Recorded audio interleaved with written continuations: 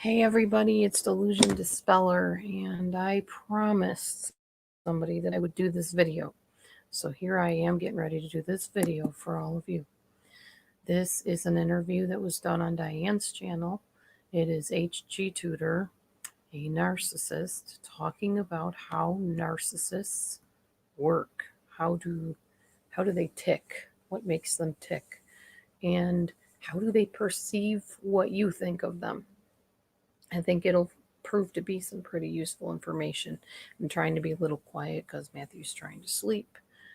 So without further ado, I'm going to bring this screen in on our screen. I will be giving my comments, of course, as it is a commentary. So you will hear from me periodically in between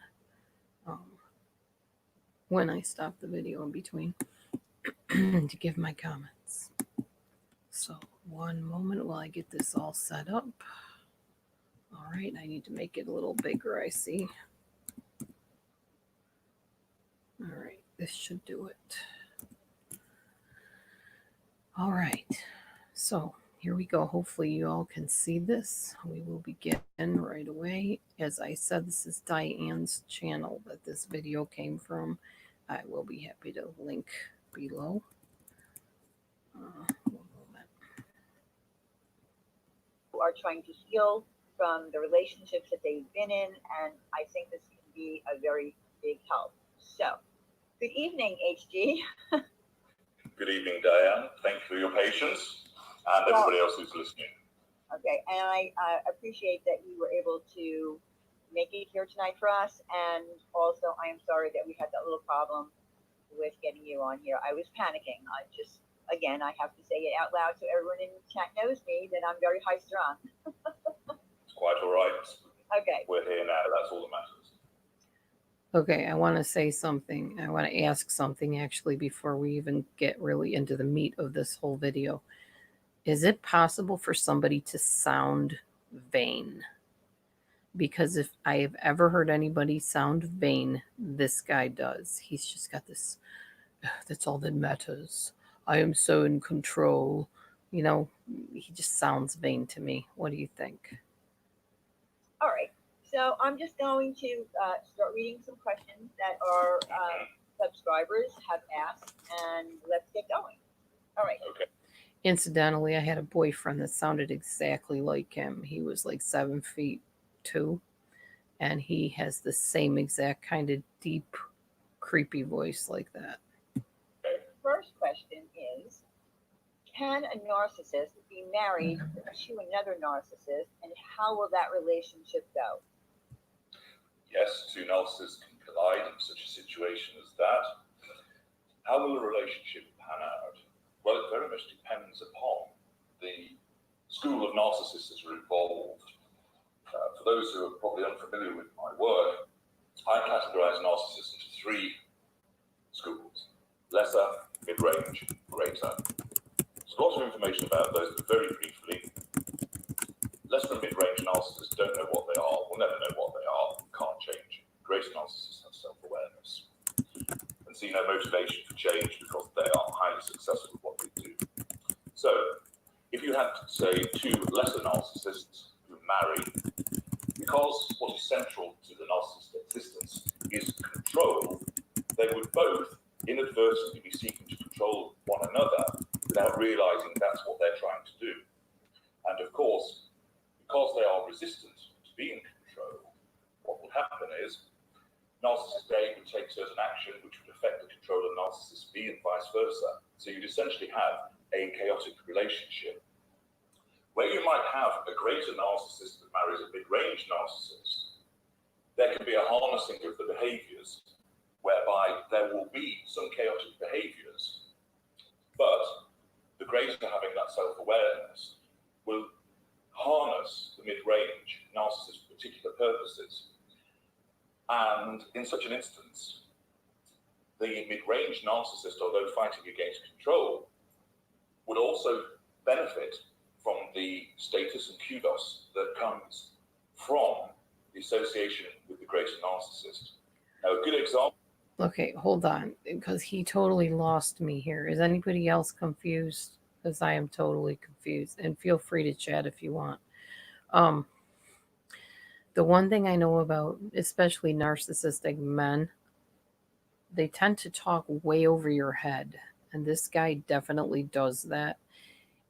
I'm the type of person, I need it dummied down because I have no clue. Habeas and something else he said. What does that even mean? I would spend half of my relationship with him looking up words he said. A lot of people come to me and say Sam Vakinin is the same way. They're like, we like you, Dee Dee, because you break everything down like really lower grade level, first grade, third grade level. Whereas Sam Vakinin and this HG tutor tend to talk way over your head in these lofty words that you might hear like among the kings and queens of England. I have no clue what he's talking about right now. HG was saying something about habeas and then something else, and I'm totally confused. So I'm going to keep on listening and see if I can decipher what on earth he's even saying. Example of that are the Clintons, Hillary and Bill. He's great as she's mid-range. Oh my. So Bill, very charismatic individual, self-aware, and of course, we all know that he got up to various things behind Hillary's back. Yeah. She won't know about some of those things. She will tolerate some of those things because she will recognize that she has a benefit from her continued involvement with Bill. So there is, in a sense, an uneasy standoff that occurs. With other types of narcissists, it's chaotic and the marriage will collapse and fall apart. So, Okay, wait a minute. He's talking about Hillary and Bill Clinton here. He's saying Bill Clinton was the greater narcissist. Hillary is the mid-range narcissist. And that Bill was getting away with sneaking behind her back, having an affair, and some of that stuff she will tolerate to keep the marriage together. But he's saying that in a different marriage, it would all fall apart, become chaotic, and be a mess. I don't know if I agree with him. I really am thinking Hillary is more the greater narcissist than Bill is, simply because it seems as a woman, she pulls more of the weight. She seems to have more of an upper hand over things than Bill does, in my opinion. And I personally do think they're both narcissistic. I see it more in Hillary, maybe because my experience with narcissists was more with female narcissists than with males. I don't know, just my thought. Continuing. So, generally speaking, because 99.99% of narcissists are either lesser or mid-range, so the vast majority of narcissists are lesser or mid-range. Greaters are very rare. Where they collide, it will be a chaotic and difficult marriage, which will ultimately fall apart. So I think what I know about narcissists, I think I agree with him about the greater narcissist being very rare. I think Sam Vaknin refers to the greater narcissists as malignant narcissists. And a lot of people that come to me say, well, I was with a narcissist, but he didn't do all that really extreme behavior stuff. It's probably because you were with a lesser or a mid-range narcissist, most likely, not a full-fledged malignant or greater narcissist. Some juncture. Okay. I did want to ask you, you said that you were a narcissist psychopath. Can you explain that a little bit more in detail? Because I know what a narcissist is somewhat, but there is a big difference between a narcissist and a psychopath. So what Yes. exactly does that mean for you as a person? It means that I am a blend of narcissistic personality disorder and antisocial personality disorder. Being a narcissistic psychopath, I have a need for control over people that the narcissist has. My psychopathy means that I don't have fear and that I am single-minded and driven. Both types don't have any compassion, don't have any remorse, don't have any emotional empathy. If I was solely a psychopath, I wouldn't have a need for control and fuel. If I was solely a narcissist, I would still experience some degree of fear. And being a combination of the two is, as I've just described, so that I have to have control over people that come within what I call my fuel matrix. But because of my psychopathy, and I have a higher executive function, it means I'm particularly Machiavellian, and I am entertained as a consequence of the manipulations that I engage in with people. Okay, so what he's saying here, if y'all ever meet him in a dark alley, oh, okay, Evelyn, thanks for filling me in on that.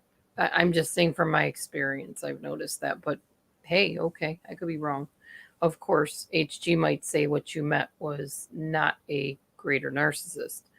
The bigly and fake news narcissist might have been a mid-range or lesser narcissist. Oh, I know, Nichelle. I know you've been dealing with that stuff for a while. I'm so sorry. I'll be praying for you, girl. Yeah, they will do that. I know. My first one did that too. So he's saying he's a narcissistic psychopath. So he's narcissist and psychopath. So not only does he like hurting people, just because he needs that supply for people to fear him, or he also probably, does the whole wine and dine love bombing thing. Not only does he do that because he needs the supply, he enjoys watching the people suffer. So he's a psychopath. He has no feelings of remorse, no feelings of regret. So think about that a minute. Would you really want to spend your life with somebody like that? No, thank you. I wouldn't and won't. But I don't have the experience of fear that a narcissist who does not have psychopathy has. So, for instance, a mid-range narcissist who doesn't have any psychopathy not only has an underlying unconscious fear of loss of control, but would also fear taking a beating off somebody.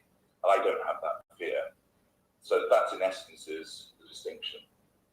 Okay. So a narcissist who hurts somebody has a fear that that person's going to retaliate. They don't want to be beat up. They don't want to suffer punishment. He's saying he has no fear of that. Bring it, basically. Literally bring it. Not bring it, oh yeah, I'm a tough guy. I'm going to kind of, act like a bully. He means he literally, and I know a lot of people cannot grasp this, he literally has no fear of pain, of being harmed, or anything like that. So he will just keep on hurting people because he has basically no conscience. That's what he's saying. That's scary and upsetting. Now, you did say that you were forced into treatment. So you're in treatment now, but Thank as a God. narcissist, that you can't be fixed. In other words, you know that. So are you in treatment and manipulating your therapist? Okay, I'm gonna let him answer that in a minute, of course. I want to say this. The whole thing about being in treatment, I said, thank God. And then she said, well, you know that you can't be fixed. I disagree with Diane. I believe that God can do anything. And I know for a fact that even the worst narcissists, if they give their lives to God, to Jesus, to Yeshua, they can be healed as if they never were narcissists. If you don't believe me and you do believe the Bible, read about Saul, who turned into Paul. He was not only a narcissist, psychopath, he was lighting people on fire and enjoying watching them burn simply because they were followers of Jesus.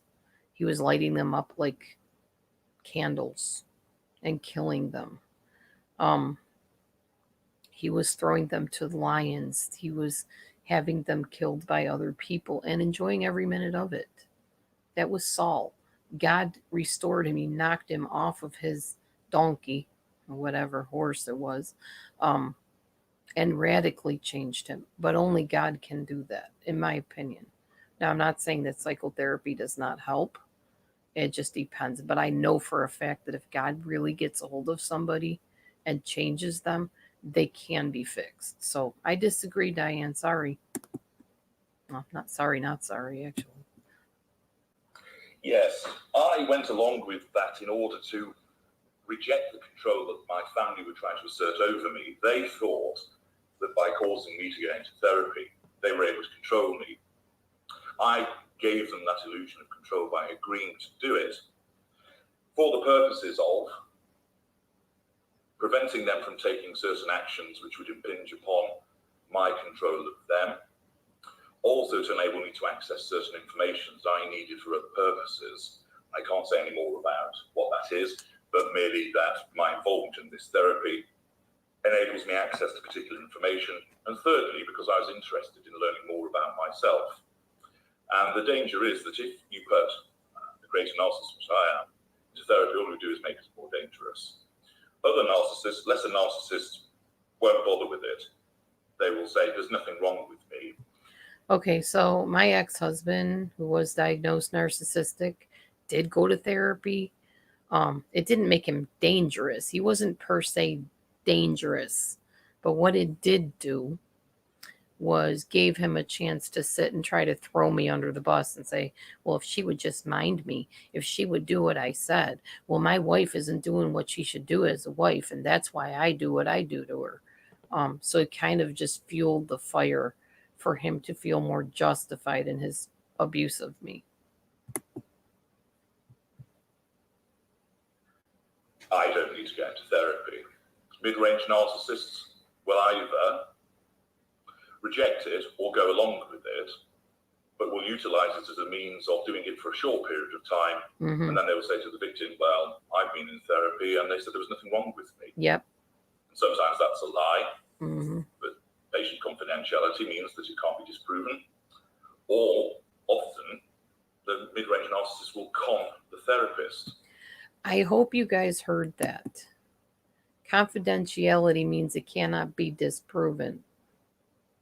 What he's saying is basically because the therapist can't talk to the spouse normally, if they're counseling one-on-one with a narcissist, they can't go to the spouse and say, well, yeah, your husband has NPD, because that would be breaking confidentiality. In my case, my ex-husband and I were in therapy together. And within 2 hours, the therapist diagnosed him as narcissistic, but not to his face. She called me on the phone. She said, I could risk losing my job telling you this, but I cannot ethically, in my heart and in my mind, let you not know what's going on. You married somebody with NPD, narcissistic personality disorder, along with a bunch of other things. And if you stay with him, you will never be happy. Because he doesn't care. He does not care about your happiness. He doesn't care what will fulfill you. He is not going to do anything in your life to better you or even to listen to you or care about what you feel. My therapist, our therapist, came to me behind the scenes on a phone call and risked her job telling me that. So what he's saying is the truth.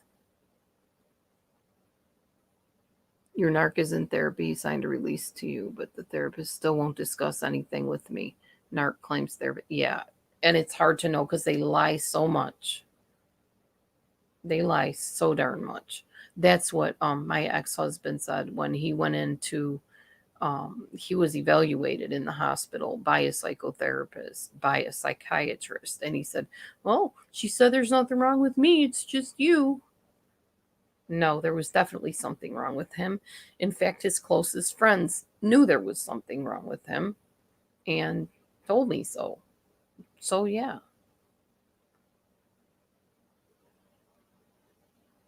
Yeah, true, Purple Orchid. I know that for a fact. There's not many people, even in like Saudi Arabia, Turkey, and places like that, that attend therapy either. It's not a well-known thing there. They find it very foreign when I tell them I see a counselor, my husband sees a counselor. They're like, what, are you sick? They don't get it, that people just literally go to counselors to talk. It's different in other countries. You're right about that, definitely. Okay, we'll continue. Into thinking that either there's no issue there, or even making it seem that the real victim is the problem. And so therapy is a complete waste of time for any type of narcissist, because it cannot be healed, it cannot be cured. It is an intrinsic part of what we are and can't be undone, because the vast majority of narcissists, I've explained, don't know what they are. and therefore could never address it. And indeed, their narcissism steers them away from any threat to the existence of that narcissism. Now, I want to say something here. He keeps saying there's no cure, they can't be cured because they don't know what they are. There's no way to fix them. Baloney. Again, I think some can be. I think God has to get a hold of them. They need to make God their God and not themselves their God. And it depends on the situation. I'm not saying every narcissist can be helped. Some can't. But he almost makes it sound like I was born this way. I don't believe that. I don't believe most people are born to be narcissists. I think it's something where their own needs were neglected, or they were put on a pedestal as children, or they were abused as children, and it forms. Basically, it's this attitude of nobody was there for me, nobody will ever be there for me, so all I can rely on is me.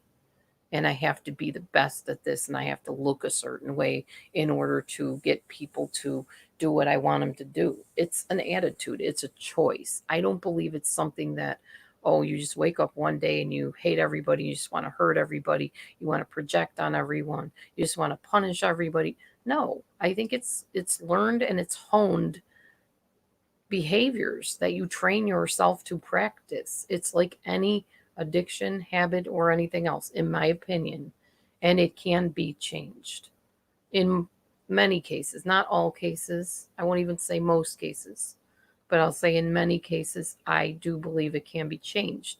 Now, that being said, that would mean removing that person out of society, locking them into a facility where they are deprogrammed, literally, and they are taught empathy. It can be done. Thank you, Chloe. I know this for a fact because I've talked to people that have done this with narcissists. So sorry, HG, I disagree. And I won't give you your supply source of agreeing with you. Okay, let's continue. Greater narcissists see no purpose to be addressed by even looking at curing it, because it can't be, but would engage in the process to learn more and just become more effective. Okay, I heard you say in one of your videos that you believe there are now more narcissists than ever. Yes. Now, I wanted to ask you this question. What effect does a narcissistic parent, a mother perhaps, have on a child? And being a narcissist, is it a learned behavior, or is it something that you think that people are born with? Thanks, Diane. Good Narcissism question. arises as a combination of two factors: genetic predisposition towards narcissism allied with a lack of control environment. So you have the seed and the soil. And you have to have those two components. So you might have somebody who has a genetic predisposition towards narcissism because they've got a parent that's a narcissist, but they're not exposed to a lack of control environment. Why? There might be a non-narcissist parent intervenes more heavily, or a non-narcissist grandparent, for example, that prevents that lack of control environment from springing up. You have to have those two factors that come together. And a lack of control environment also can manifest in lots of different ways. So you have the classic examples of an abusive one or one of neglect. But it might be a child that has a gilded lifestyle, told that they're brilliant when they're not, given every advantage without actually having to ever achieve anything, and ultimately has no control over their environment. You also have what I call grade B syndrome. So that might be a situation where the child is always told, well, it's good, but not good enough. Run faster, jump higher, get better grades, be better, be better, be better. And that child, again, has no control. You have to have the two things that come together. Otherwise, a narcissist won't be created. Okay. Okay, so I have another question here. What about when it comes to love? So narcissists don't really love anyone. Is that true? When you get into a relationship, it's more about yourself and fueling your desires. Okay, can you explain that a little bit more in depth for us about not being able to love, and why do you find yourself drawn to certain women, or it could be the opposite, a woman, being drawn into a man? What exactly are you doing when you get into a relationship with the Okay, I'll let him answer that in a minute. Obviously, let the recording answer it. So what he just said about how narcissists are formed confused the heck out of me. Was anybody else confused? And if you weren't, will you type in kind of in really simple terms for me what the heck he was saying? Because I would have to listen to it about 5 more times to even understand. I'm probably a little dense when it comes to stuff like that, but it didn't make sense to me. Purple, if you understood it, please type it in for me so I can understand it. Thanks. Let's continue to let him listen or let him answer why he gets into relationships. Exactly. What are narcissists doing? Okay, well, there's a range of issues there. First of all, let's tackle love. Narcissists are incapable of love. Love is founded on emotional empathy. So that is, and I've learned this from my interactions with other people and watching and listening, that the manifestation of love is not harming the other person. It's being supportive, respecting them, recognizing their boundaries and their interests. Love is not standing beneath the balcony in the pouring rain singing Ave Maria. It is not getting down on bended knee in front of a packed basketball auditorium to propose marriage. It's not what's written in Hallmark cards. It's not buying lots of gifts. But all of those things are what my kind drive the narrative. So many of you listening will have pop songs, books, films, where you will have taken your cues from in terms of what's deemed romantic. Much of that material has been generated by our kind and thus leads into the mainstream to cause people to think, well, love is that long. Okay, I'm going to continue letting him explain that, but I want to kind of clarify that for anybody that's a little lost. What I believe he's saying is that many of us think that love is the whole whining, dining, romance, Romeo and Juliet, the knight in shining armor coming in on the white horse or steed, as we used to call it. That's what even little girls grow up to think that is going to happen in their life. Many little girls, at least I did. I was Cinderella. I was Alice in Wonderland. I was every Disney princess that existed in my mind. I believed that's what my life would have been. And I think sometimes I still look for that. So I do agree with him in the sense that many of those things were made up by narcissists. Walt Disney was a narcissist. Hate to tell you all that, but it is the truth. Many of those things were geared for this false sense of fantasy that this is the ideal. This is what every woman wants. This is what every man should be like and what every person hopes for. And thankfully, I had a foster mom that taught me, and I hope nobody's eating right now when I say this. Love is when you can clean up his vomit after he ate a bad meal. Love is when you're holding his hand and he's sick in bed and he can't give you what you need. Love is when those children are screaming in your face and you can look at them and say, I love you. I'm sorry you feel that way. That's love. Love is not all this crazy, exaggerated, romantic, whatever. And love also is a choice. When I met Matthew, good morning, Wilson, L. Wilson. When I met Matthew, he asked me, he said, you say you really like me and you care about me and you feel like you might be starting to grow to love me. What does that mean? What does love mean? Because Matthew's autistic. So, he's going to ask those very pointed questions out and out. And I said, love is a choice. He goes, well, how do you know that you love me? I said, because I'm choosing to love you. I know that sounds foreign to a lot of people. We get into this idea of I fell in love with them. They just really turn me on. Oh, they're so hot, all this kind of stuff. And I hate that term, by the way, but I'm just trying to make an example here. To me, and what I was taught and what I believe is that love is a choice. You choose who to love.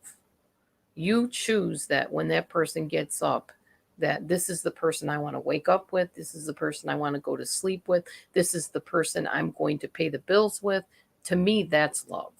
Love is not all this flowery physical, emotional stuff. That is manifestation of love, but that is not love, my opinion. Again, my commentary, so I'm just making comments in between. Let's go back to HG without further ado.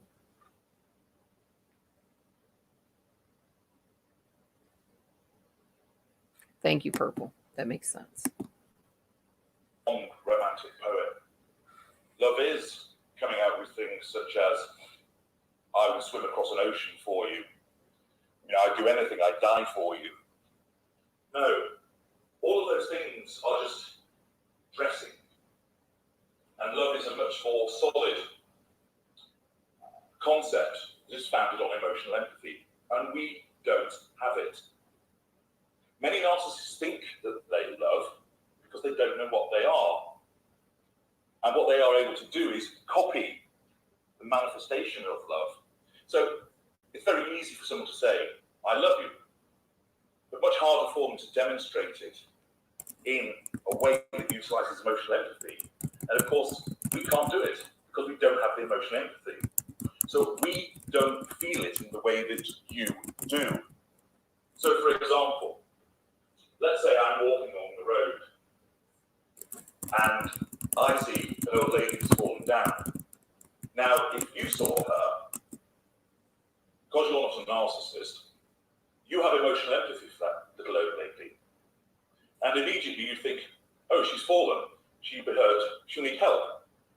And you rush across. In fact, you go across to her without even giving a second thought to it, because you have that impulsive response to assist, driven by your emotional empathy. I don't have that. But what I have is cognitive empathy. So I would recognize, the lady's fallen over, the expression on her face tells me that she's in pain. That therefore means that you would probably need some help. Shall I help her? If I deem it appropriate for me to help her because it would benefit me, I will. If I've got something best to do, I'd walk past her. Because I have no conscience, no emotional empathy, no remorse, no guilt. So similar. Okay, I hope you all are hearing this because I've been on YouTube since 2008. I've been helping people that are in relationships with narcissists. And the one thing that blows everybody's mind that is in these types of relationships is, I don't understand. We had all these meaningful moments. How can he just leave me? How can he treat me this way? How can she do this to me? Because, newsflash, important 3 words, they don't care. They don't care. I know that is a foreign concept to those of us that do care and have empathy. They do not care. They cannot care. There is no wiring in their heads, hearts, bodies, whatever, to care about you. They don't care. They just don't give a rip. And the sooner people realize that, the sooner they will leave these kind of abusive situations when it's safe to get out of them. And he just admitted that. Old lady falls in the road. Those of us with empathy, and he missed a part because, well, if he is a narcissist, this would make sense why he missed this part. When an old lady falls down and they're sitting there, what I'm thinking is, oh my gosh, she must be in pain. That must hurt so bad. I bet she skinned her knees. And I'm feeling that pain. I'm feeling that broken hip. Like I'm literally taking that on myself. He has no concept of that. He's just cognitively, as he said, cognitively, like with his brain going, oh, an old lady fell. Should I help her? Nah, I think I'll go and play pool or go to the movies, whatever, because he is also a psychopath. And not only that, he might walk by and laugh at her. I don't know if he's going to cover that part, but I'm just explaining to you what I know about narcissists and psychopaths. They don't care. They find it amusing when you're hurt. In fact, they'll hurt you more just to laugh at you and watch you squirm. They're awful. When it comes to love, love is not all of those flowery manifestations that I've just described, but it is founded on emotional empathy. Now, people who are empathic are not saints. They make mistakes, and they make mistakes primarily because their emotional empathy can be eroded as a consequence of an external stressor. Now, I also want you to notice something here. He was very quickly to say people who are empathic are not perfect. They make mistakes. So he has to kind of throw us under the bus a little bit. He's got to make sure he points out that we have flaws.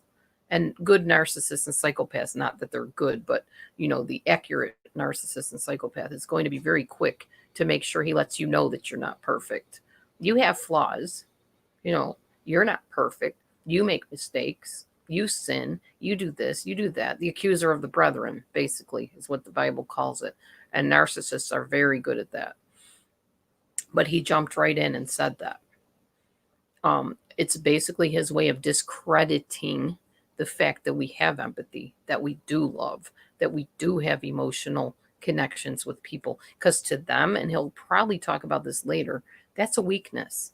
When you care about somebody, to a narcissist, it's like, what is wrong with you? Oh my gosh, quit your blubbering. Why is everything such a big deal to you? Yeah. Continuing. Sorry, narcissists disgust me. So, continue. Bereavement, loneliness, fatigue, drink, drugs, but primarily abuse. So that's why you will get some people who think to themselves, well, I'm behaving like the narcissist. And all that's happening is, because you are a bundle of empathic and narcissistic traits, is that when you're being abused by our kind, your emotional empathy for your abuser reduces, and you may well fight back. And that's why you find yourself possibly acting in that way. If your emotional empathy was not eroded, you, as a matter of course, do not go around manipulating people, because it is not part of your skill set, but it is for the narcissist. So when it comes to love, we are incapable of it. But what we do is we con you, because we're very good at demonstrating the manifestations of what people think love is. Okay, here's what I don't like about what he said. You don't manipulate people. You don't hurt people because it's not part of your skill set. That's not about a skill set, HG Tutor. That's about a heart. That's about loving people. That's about a genuine thing that connects in you that, oh my gosh, I care about people. I don't want that person to hurt. I don't want them to struggle through life. That's not a skill set. Oh God. Like I said, narcissists disgust me. The mindset of a narcissist just is despicable to me. Sorry, y'all. You're going to see me get emotional because this is touching very close to home many times over. Actually is. And so people are duped. So when you're in a relationship with a woman, let's say, Yes. We're going to use you as an example. So this woman is in love with you and she's telling you how much she loves you and adores you. And you're at that moment when you haven't come to the point where you want to disengage and get rid of that woman. You're just using that woman to fuel your narcissism, to fuel yourself. So it's all just a big game, right? For you. You've got to distinguish between me as a self-aware narcissist and the majority of narcissists. And in a sense, it's better for me to talk about the majority because that's who most people listening will have actually come across. Because many people make the mistake of thinking that the narcissist is aware of what he's doing and is calculating his behaviors. Most narcissists aren't. And people really struggle to grasp this concept. They struggle because they impose their own worldview on that of the narcissist. We have a completely different perspective to you. We see the same things, but we see them differently. So, you see, there's no such thing as an objective reality. Everything that you smell, taste, hear, feel is an interpretation by your brain from external stimuli. So, simple example, you and I could both be looking at a car and you could say, look, HG, look at that red sports car. I go, yes, it's red. But my version of red is your version of yellow, but we see it the same way. But we see the same thing and describe it the same way, but see it differently rather. And the narcissism is similar. Confusing. We see everything in terms of control at an unconscious level. So if I was to give you some spectacles which gave you narc vision, everything you would see would be a matrix of control, percentages of control. And every single act of the narcissist is either a benign manipulation, complimenting you, giving you some flowers, taking you to the cinema, taking you out for a nice meal, or a malign manipulation. The word salad, triangulation, physical abuse, sexual abuse, silent treatments, all of the various malign manipulations that people experienced or heard about or read about. And everything we say or do is a form of manipulation, because what is central to our existence is control. So when somebody comes along who is a romantic partner, our narcissism basically says this, if it had a voice: this person is an appliance that must be controlled. The best way of securing control over this person is to use love, sex, and intimacy, because those are weapons of mass seduction. And so we go in with this behavior, and the narcissist has an infatuation for this individual, because the narcissist is driven by this belief that you are the one. You're perfect, you're wonderful, because you're painted white. And so the narcissist has to secure control of you very quickly. Because remember, our existences are predicated on the need for control and fuel. Why? We were born out of a lack of control environment. So in the way that dogs will hear frequencies that we can't, we as narcissists are hypersensitive to the issue of control, where you as non-narcissists aren't. So when you do certain things, the narcissist's unconscious antennae picks up it as a threat to control. So if somebody didn't speak to you, you shouted at them across the street, and they didn't respond, you would probably think, oh, well, probably didn't hear me, and you've gone about your day. Or you would think, well, that's rather rude of them. But no matter, they have their reasons. If you do that to a narcissist, you wound us. That's the worst thing that you can do to us, because you're not providing us with fuel, and your act of wounding us threatens our sense of control. We don't have... Okay, hang on a minute, because I want to talk about this. This is important. This goes on YouTube, people. Say you have a friend, okay, and you call them every day and you talk to them and you're, you know, in a really close relationship with them, whatever. It seems to be going okay. And then, you know, life happens. Somebody gets sick. You're in the hospital every day with them, whatever. If you are in a relationship with a narcissist, they take this as a narcissistic injury. A normal friend will say, oh my gosh, you know, we'll say it's your son in the hospital. Is your son okay? Is everything going okay? You know, let me know how it goes. A narcissist will be like, why didn't you call me? Well, because of my son, he's in the hospital. I know, but why didn't you call me? You had a phone. You couldn't have been that busy. What's the matter with you? I thought we have a close friendship. Close friends will make sure that they call their friend. Why did you do that to me? That's the difference. Enough said on that. Borderlines too, not just narcissists do that. And therefore, our instinctive response, where it is a lesser or mid-range narcissist, is control has to be asserted over you instantaneously. Why?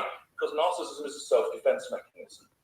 And in the same way that you're all listening to me now, none of you are saying, breathe in, breathe out, breathe in, breathe out, or telling your heart to come. There are unconscious actions going on in the background. Narcissism is exactly the same. And it's instantaneous, so that if that person ignores us, the narcissism, if it had a voice, would say something like this: major alert, appliance over there has ignored us. We must assert control over that individual. Best thing to do is, in this circumstance, is to insult them. So the narcissist will shout, oi, big nose, why are you ignoring me? Or something worse than that. And as soon as that person responds and goes, you're talking to me, there's a response. Their response is fuel. That signals to the narcissist that control is being gathered. And so the narcissist is then encouraged. So when you say to the narcissist, I love you, you're providing us with fuel, pure positive fuel. We feel in control of you. If you say to us, where have you been? You should have been here 4 hours ago. You're giving us fuel because your anger, your irritation is fuel. But you're threatening our control because you're suggesting we've done something wrong. And if you ignore us, or you don't reply to our telephone call, or you fail to respond to the text message, or you forget our birthday, that wounds us. And you make us feel powerless. Many people will find that quite extraordinary, but that's how it functions for a narcissist. But most of this is unconscious. And so the narcissist doesn't understand that he needs control. He just thinks you're a bad person and will articulate any reason which ranges in levels of plausibility dependent upon the type of narcissist you're dealing with. So some narcissists can be very plausible. So they may give an explanation as to their behavior. And that's obviously when people find, well, I'm not really sure, and they start doubting themselves. Where they think, oh, he said to me that he was angry because I did this. And you think, did I do that? I'm not sure whether I did or not. In other instances, you know that you didn't. And you're thinking, why on earth is he accusing me of this? Now, most narcissists are not stood there laughing into their sleeve, thinking, I've just told her a barefaced lie. Ha ha ha. They actually believe that lie because their narcissism rewrites history and rewrites the narrative. So a narcissist will say, I told you this last week. And you go, no, you didn't. The narcissist genuinely believes in that moment that he did tell you that last week, because it's all about controlling you. Okay, you just mentioned if someone forgets about your birthday. In one of your videos I was listening to, you say that narcissists on purpose will destroy all of your holidays, your birthday, everything. Why do they do that? Why do they do that? Well, it all depends where you are in the dynamic. So, to begin with, we come along by pouring sugar on you, as you know, to seduce you. Because if I walked into a lady in the bar and said, hello, my name's H.G. Tudor, I'm a narcissistic psychopath and I abuse people, she'd run away from me screaming. And that's no good. I've automatically lost control. So I'm interesting and charming and pleasant, etc. And so that's how narcissists bring you in. So to begin with, you're painted white. So everything about you is painted white. But then, if you threaten our control in some way, which might be because you don't do what we want, or you inadvertently ignore us, or you ask a question which you think is innocent, but it is not from the perspective of the narcissist, you become painted black. And as people will recognize, you're either white or you're black, there's nothing in between. And so when you're painted black, everything associated with you is bad. So if you're painted black and it's your birthday, then we don't want to know about your birthday and it'll be spoiled because we have no emotional empathy for how it would make you feel. And control is the central thing that we have to have. When you're painted white, you get a magnificent birthday and you're the belle of the ball and we treat you really nicely. But partway through, you might do something which threatens our control. You become painted black and Okay, hang on a second, y'all, because I want to explain, share a story a little from my life. My former narcissist, the pastor's daughter, the mentor, painted me white when she first met me. She bought me clothing. She paid for my train ticket, my plane ticket to come and see her in another state. Took me shopping. We had a girly day, as she called it. She was a female narcissist. As soon as I started noticing when I was staying at her house, how she was manipulating people and how they were bowing down to her like she was some kind of a god and a goddess, I pointed it out to her immediately. I was painted black. I was accused of everything from putting witchcraft on her house and sending a great bird to watch her as she walked through her trailer, to manipulating her children against her, to eating all of the food in her house when she had put me on a diet while I was there and told me I couldn't eat anything other than what her husband ate. He was a bodybuilder, very fit man. So I didn't touch any food unless I was allowed to, but yet I was accused of stealing a whole basket full of candy bars. I was put down because I didn't appreciate the difference between Dove and Godiva chocolate. I was painted black. And eventually I was told point blank to my face, I don't like you. In fact, I can't stand you. There you go. What he's saying played out in my own life in the past. Here we go. all of a sudden you turn around to see us kissing your sister, triangulating you. It was such a blatant act. So you get upset. Your act of being upset signals to us that we've got control over you again. Oh. And so it very much depends. You can be black, white, many times a day. So if you're painted white and it's your birthday, you'll have a super birthday, unless something happens which causes you to be painted black. If you're painted black and it's your birthday, it'll be forgotten about, or it'll be ruined, or there'll be a scene. It all depends upon the type of narcissist that you're dealing with and how that narcissist manipulates. Lesser narcissists are like wrecking balls, physically violent, no awareness whatsoever, will just look at you when you're crying as if to say, what's the matter? Mid-range narcissists blend in better. They're more passive-aggressive. So they operate a facade. So they're less likely to punch you in front of a group of people, but they'll sit and sulk instead. When they're asked what's wrong, their narcissism will fabricate a response which makes you feel like you've done something wrong. And so that you then have to fuss around with the narcissist to cure the imaginary ill. But of course, in the world of the narcissist, you've offended the controls. So the point is that your status of black or white, changes very often, and you will probably not even know what you've done to cause it because you don't have our perspective. What makes it doubly difficult is you are part of a fuel matrix, which means all the people that we interact with, be it the wife, friends, family, mistress, the man selling a hot dog on the corner of the street, are part of a narcissist fuel matrix who are drawn on at different levels of potency and frequency. And what happens with one appliance can impact upon you.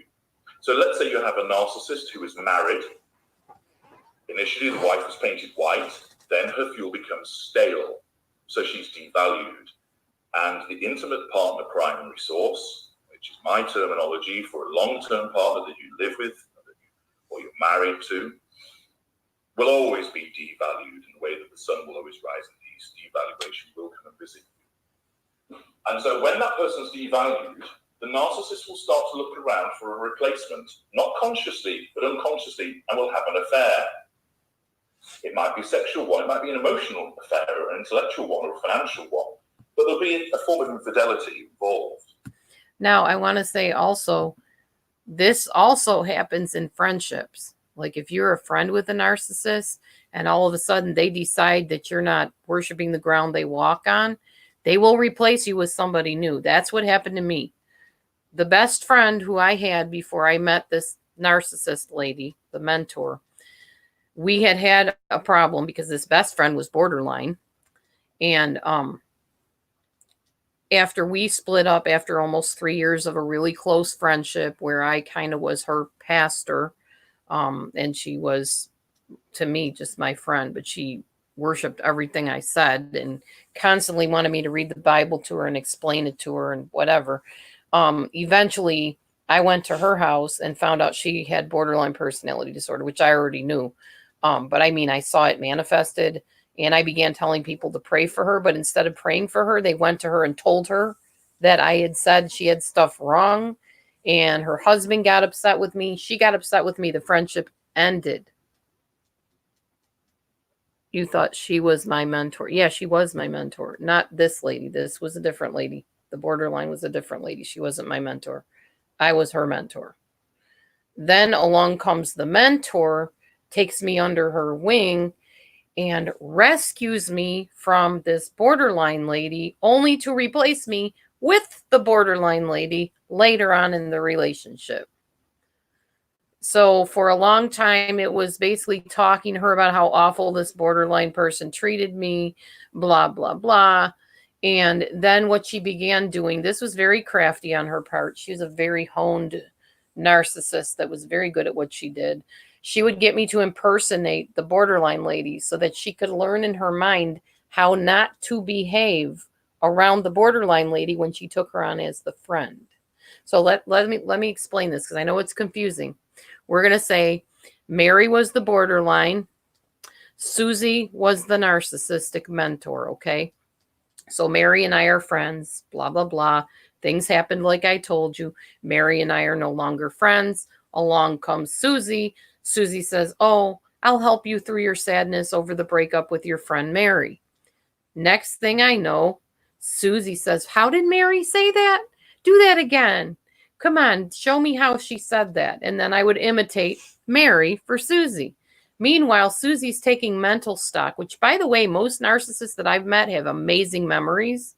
So she's taking mental stock of everything I'm saying, only so that she can use it later when she gets in a relationship with my former friend Mary, so she knows how not to act around Mary. That way, if Mary and I talk again and I say, Mary, did she do this to you? No, she never acted that way. I can't imagine her doing that. They're very crafty people. They are very, very good at what they do. Mirroring study. Yes. Yes, very much. And because I'm such a good impersonator and I can imitate people's voices, I had Mary down pat. So Susie got a real good training lesson from me without me knowing I was training her. So then flash forward a couple years when Mary and I start talking again, Mary never saw that side of Susie that abused me. Susie was very careful not to show that side to Mary. However, Susie made the mistake, as so many narcissists do, and took Mary's daughter under her wing and acted like that with her daughter. So Mary said, I did see some of that behavior. She didn't do it to me, but she did do it to my kid. So there you go. Triangulation is what they call it when one friend plays this friend against that friend. Or in a marriage, the husband may talk to the wife's sister and turn her against the wife. Narcissists are excellent at what they do. Here we go. If that mistress is then painted white, if that mistress rejects the control of the narcissist in some way and then becomes painted black, the wife suddenly shifts to being painted white, and the narcissist is nice to her again. And she just thinks, oh, perhaps it's because I made him steak and chips this evening. It's his favourite meal. Everything's all right again. It's nothing to do with that. It's to do with events that she probably doesn't know about. And it's wheels within wheels. And this underpins the idea that basically when you realise what you're dealing with, stop it. Go no contact and get away. Because if you think that you can somehow try and manage us, you've got two fundamental problems. One, we are designed to be the controllers, not the controlled. You are trying to control something which is engineered to reject that control, designed and created that way. And secondly, because you don't necessarily know who's in our fuel matrix, and you don't know whether those people are painted black or white, and indeed you may not realise what you're painted, you're trying to do a jigsaw puzzle with several of the pieces missing. So those two fundamental reasons, you're on a fool's errand if you think you can manage a relationship with us. And that's why you should never attempt to do so, and get away from it as quickly as you possibly can. Yes, I have to say, the best thing to do if you are in a relationship with a narcissist, if you possibly can, is get away from them, including some borderlines that are very close to the line of narcissism. When I find out that somebody is trying to control me, guilt me, do the whole, oh, you didn't take my phone call, or you don't care about me, blah, blah, blah, guilt trip stuff, I'm out of Dodge. I am gone. I will pull away so fast your head will spin. I am not going to allow somebody that control over me ever again. And people know this about me and have felt that about me. They're like, man, you just like poof, you were gone. You just pulled right away and disappeared. Yep, I'm going to cut you off cold till you can give me my space and respect my boundaries. I will always be that way. I don't care what you think of me as far as that. And I'm not a narcissist, but I don't care that you get upset with me because I won't let you control me. I'm not going to, and neither should anybody else. You have to have that balance in relationships or it's a mess. Hi, Sweet Wheat. Okay, I have an interesting question from someone. It says, are narcissists beneficial to society, or should we all just ship them to an island with no contact with anyone other than other narcissists? Well, most people who've been the victims of narcissists would agree with the sentiment of that line them all up and shoot them, line up against the wall and shoot them, or ship us away to that island. Of course, two fundamental problems with that. The first is a practical one: spotting us. It's not as easy as people might think. But leaving that aside, do we serve a useful role? Yes. Many of you may well be accessing this on an Apple device, and that company was essentially founded by a narcissist, Steve Jobs. Many of the captains of industry, the pop stars that you listen to, the film stars that entertain you, the politicians who most people probably do without many of those, but many of the people, not all, but many of the people that get to these positions are narcissists. Now, there are a heck of a lot of narcissists who are absolutely no use at all to society. Criminals, the paedophiles, the whining baby office politician at work. But there's many narcissists who are very good at what they do because of that need for control. And so the narcissist is driven to invent, create, build up industries, build up businesses. So in a sense, if you have the misfortune to have one in your family or have an intimate relationship with one, that's a very difficult situation. But if you have an arm's length relationship through the provision of services and products and entertainment, much of that comes from narcissists. And in that instance, you actually benefit from our narcissism because of what it helps us achieve. I hope you guys heard that. The entertainment, as people have been arguing with me, no, that's entertainment. A lot of that is produced by narcissists. Disney, a lot of the Netflix, a lot of videos, obviously. Much of your entertainment, the producers are narcissists. Keep that in mind. That explains why there's not a whole lot of God-centered entertainment out there, doesn't it? Or we'll say spiritual-centered or altruistic or wholesome entertainment. This is H.G. Tudor, Melissa. He has his own channel because, of course, he has to have his narcissistic supply coming in. And that's part of supply is having your own channel. That's why some people think I'm a narcissist. But I'm not. Never been diagnosed, don't have the traits. So here we go. Continuing. Okay, here's a very interesting question for you. And I would say that for you personally, if you could take a pill and wake up the next day as a supernova empath, would you take that pill? No. One, there's no such thing as a supernova empath. It's a super empath. Going supernova is an event. So just to clarify that. Okay. People who made that mistake. Okay. But that's fine. No, I wouldn't. I'm perfectly content with what I am. Okay. Okay. Can a person who is not a narcissist manipulate the narcissist? No. Going back to the point that I made earlier, you are attempting to control something that is not to be controlled. If you think that you've successfully manipulated a narcissist, one of three things has happened. One, you're a narcissist. Two, you have attempted to do so in circumstances where you're not a narcissist and your emotional empathy has been eroded, so you fight back, what I was talking about earlier.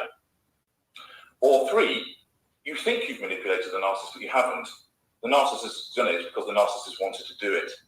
Because if you secure an outcome that you want and the narcissist does so, it's only because the narcissist wants it as well. And you might be misled into thinking that you've achieved that. And if ultimately, does it really matter? No, because you've got the outcome. But the problem is your prospects of successfully causing a narcissist to do something by attempted manipulation or persuasion are very low indeed, for the reasons I've explained. And the problem is that you as non-narcissists, you're not designed to manipulate.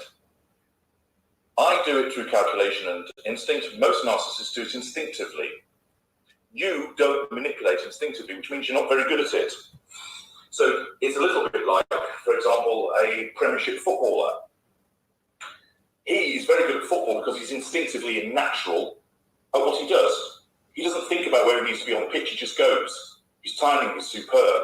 He knows how to strike the ball. He could tell you what to do, but because you have to think about it before you do it, you'd be too slow and you wouldn't be effective. So people who are not narcissists are not naturally manipulative because you don't need to be. It's not part of your self-defense mechanism. And if you think you can manipulate a narcissist, get rid of that thought immediately because you're being misled by your emotional thinking into continuing to interact with the narcissist. You, as non-narcissists, have bundles of empathic traits: honesty, decency, love, levity, strong moral compass, truth seeker. You also have narcissistic traits: pride, envy, possibly infidelity, jealousy, anger. But your narcissistic traits are kept in check by your empathic traits. But sometimes, because your emotional empathy is eroded, those empathic traits recede like a tide going out. leaving the rocks of your narcissistic traits. And that's what can lead to you fighting back against the narcissist. So you might try and manipulate the narcissist, but you won't succeed. You might fight back and wound or challenge the narcissist and cause the narcissist to have to break off from you because you're repeatedly wounding the narcissist. But if you think you can secure an outcome with the narcissist through manipulation, you can't. The only way... Okay, hold on. I'll let him continue on that vein because he's long-winded, obviously. I said what I needed to last night. They can get over their fake BS and... Oops, hold on. I totally missed your comment there. I'm trying to keep up on your comments too, but this is kind of hard.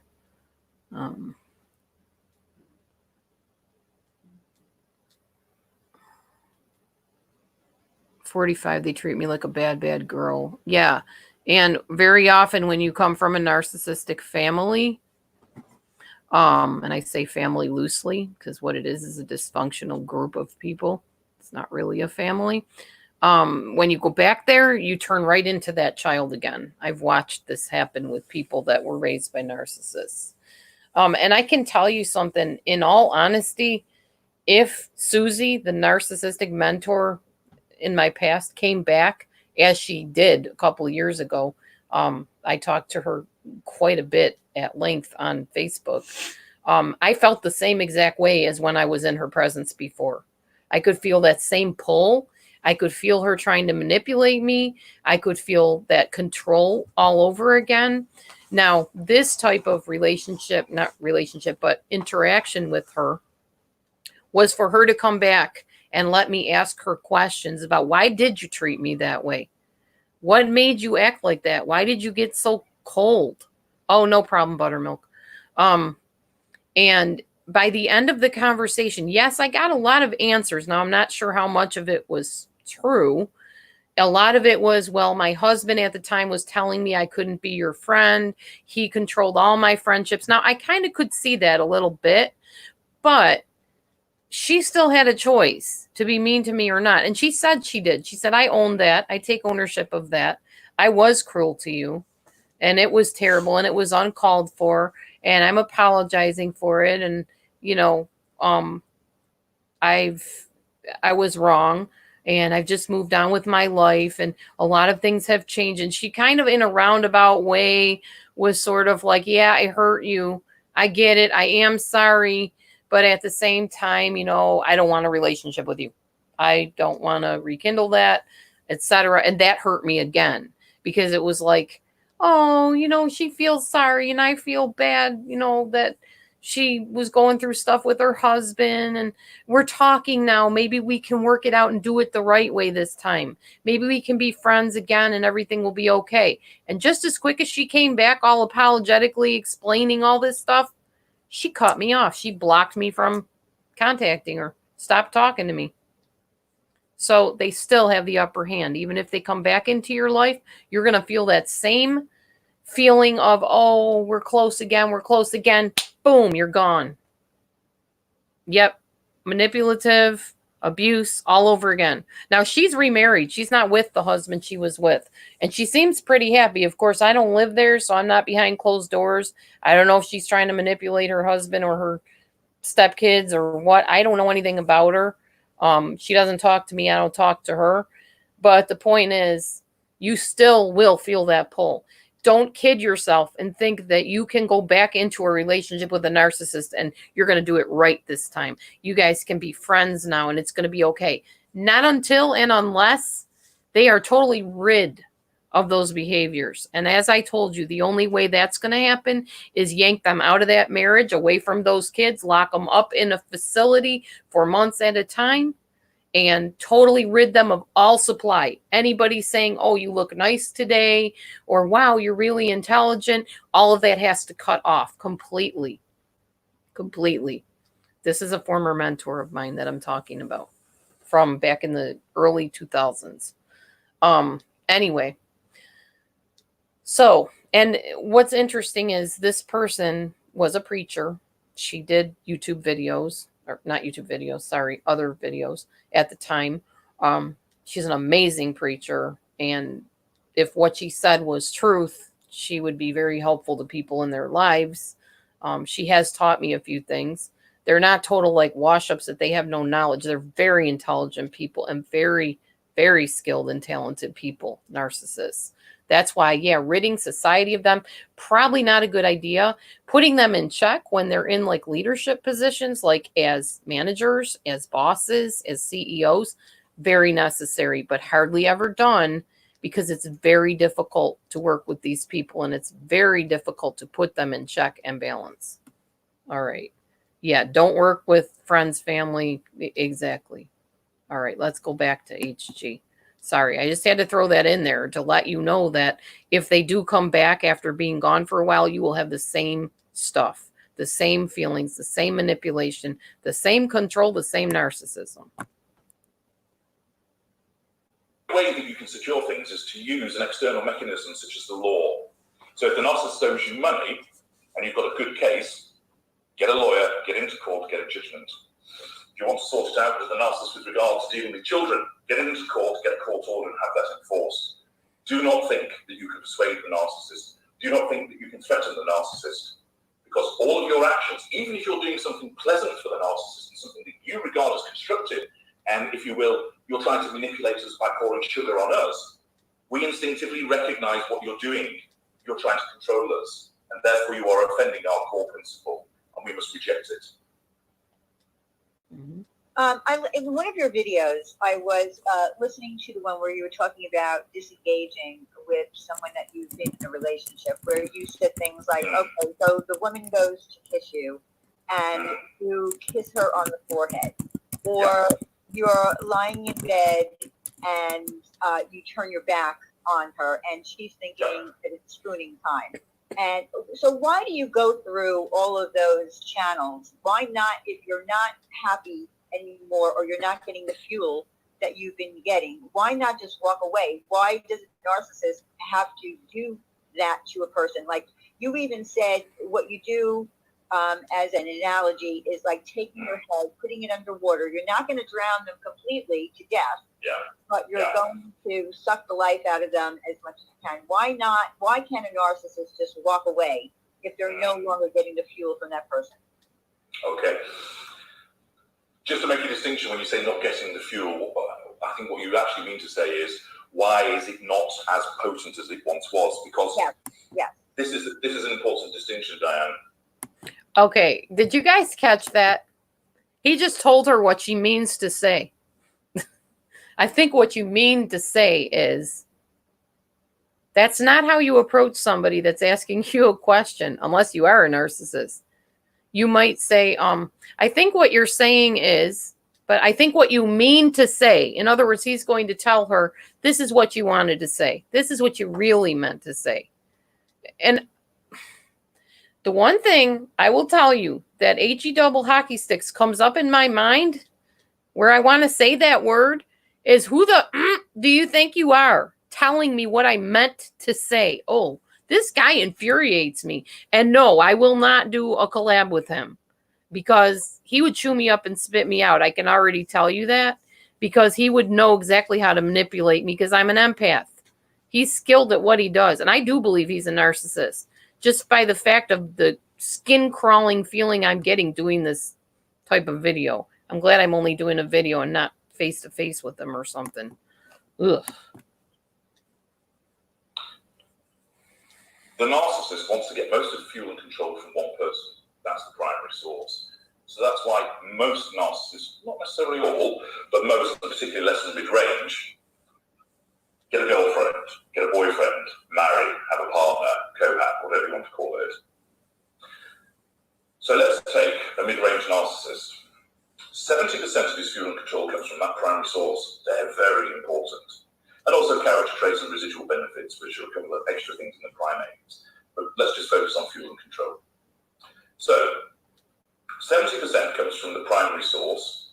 Let's say 20% comes from 10 friends, all produced by family members, secondary sources. So they all provide roughly 2% each. And then the balance of 10 comes from 10 tertiary sources, strangers, acquaintances, all with 1% each. If the narcissist decides to get rid of that primary source, he suffers an immediate drop in his fuel by 70%. Okay? So when your positive fuel becomes stale, and it will, or when you're the primary source, you're not providing us with enough fuel in terms of amount or frequency, devaluation sets in. And it's a very valid question. Why not just jettison you at that point? Well, the problem is, everything has been hunky-dory up to that point. If we let you go as soon as you're painted black, we have a huge hole in our fuel matrix. So what we do is shift to devaluation instinctively, for the majority of narcissists, so that the negative fuel that you give, your upset, your hurt, your anger, contrasts and is fresh to us once again. You give us a new lease of life through your misery, your pain, your hurt, your anger. While you're in devaluation and you're painted black, this is when the narcissist starts the hunt for your replacement. Sometimes it doesn't happen immediately, but it will. Sometimes there is never a replacement, and so people are stuck if they don't escape. They go through this cycle of respite period where they're painted white and the narcissist is pleasant to them again for an afternoon or 2 weeks or a few days, it varies. And then back into devaluation. That's the roller coaster, the up, the down, the up, the down. That can go on for decades. Did you hear that? That can go on for decades.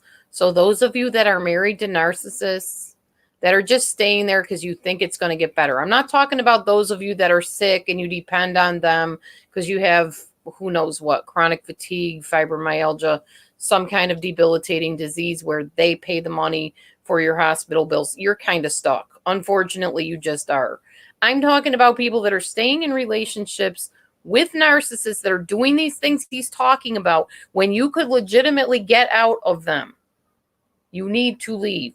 He is not changing unless, like I told you, you are going into a isolated situation where they lock them up and pretty much throw away the key until they are unbrainwashed from their narcissism and they begin to actually feel feelings of positivity, empathy, emotional connection with people.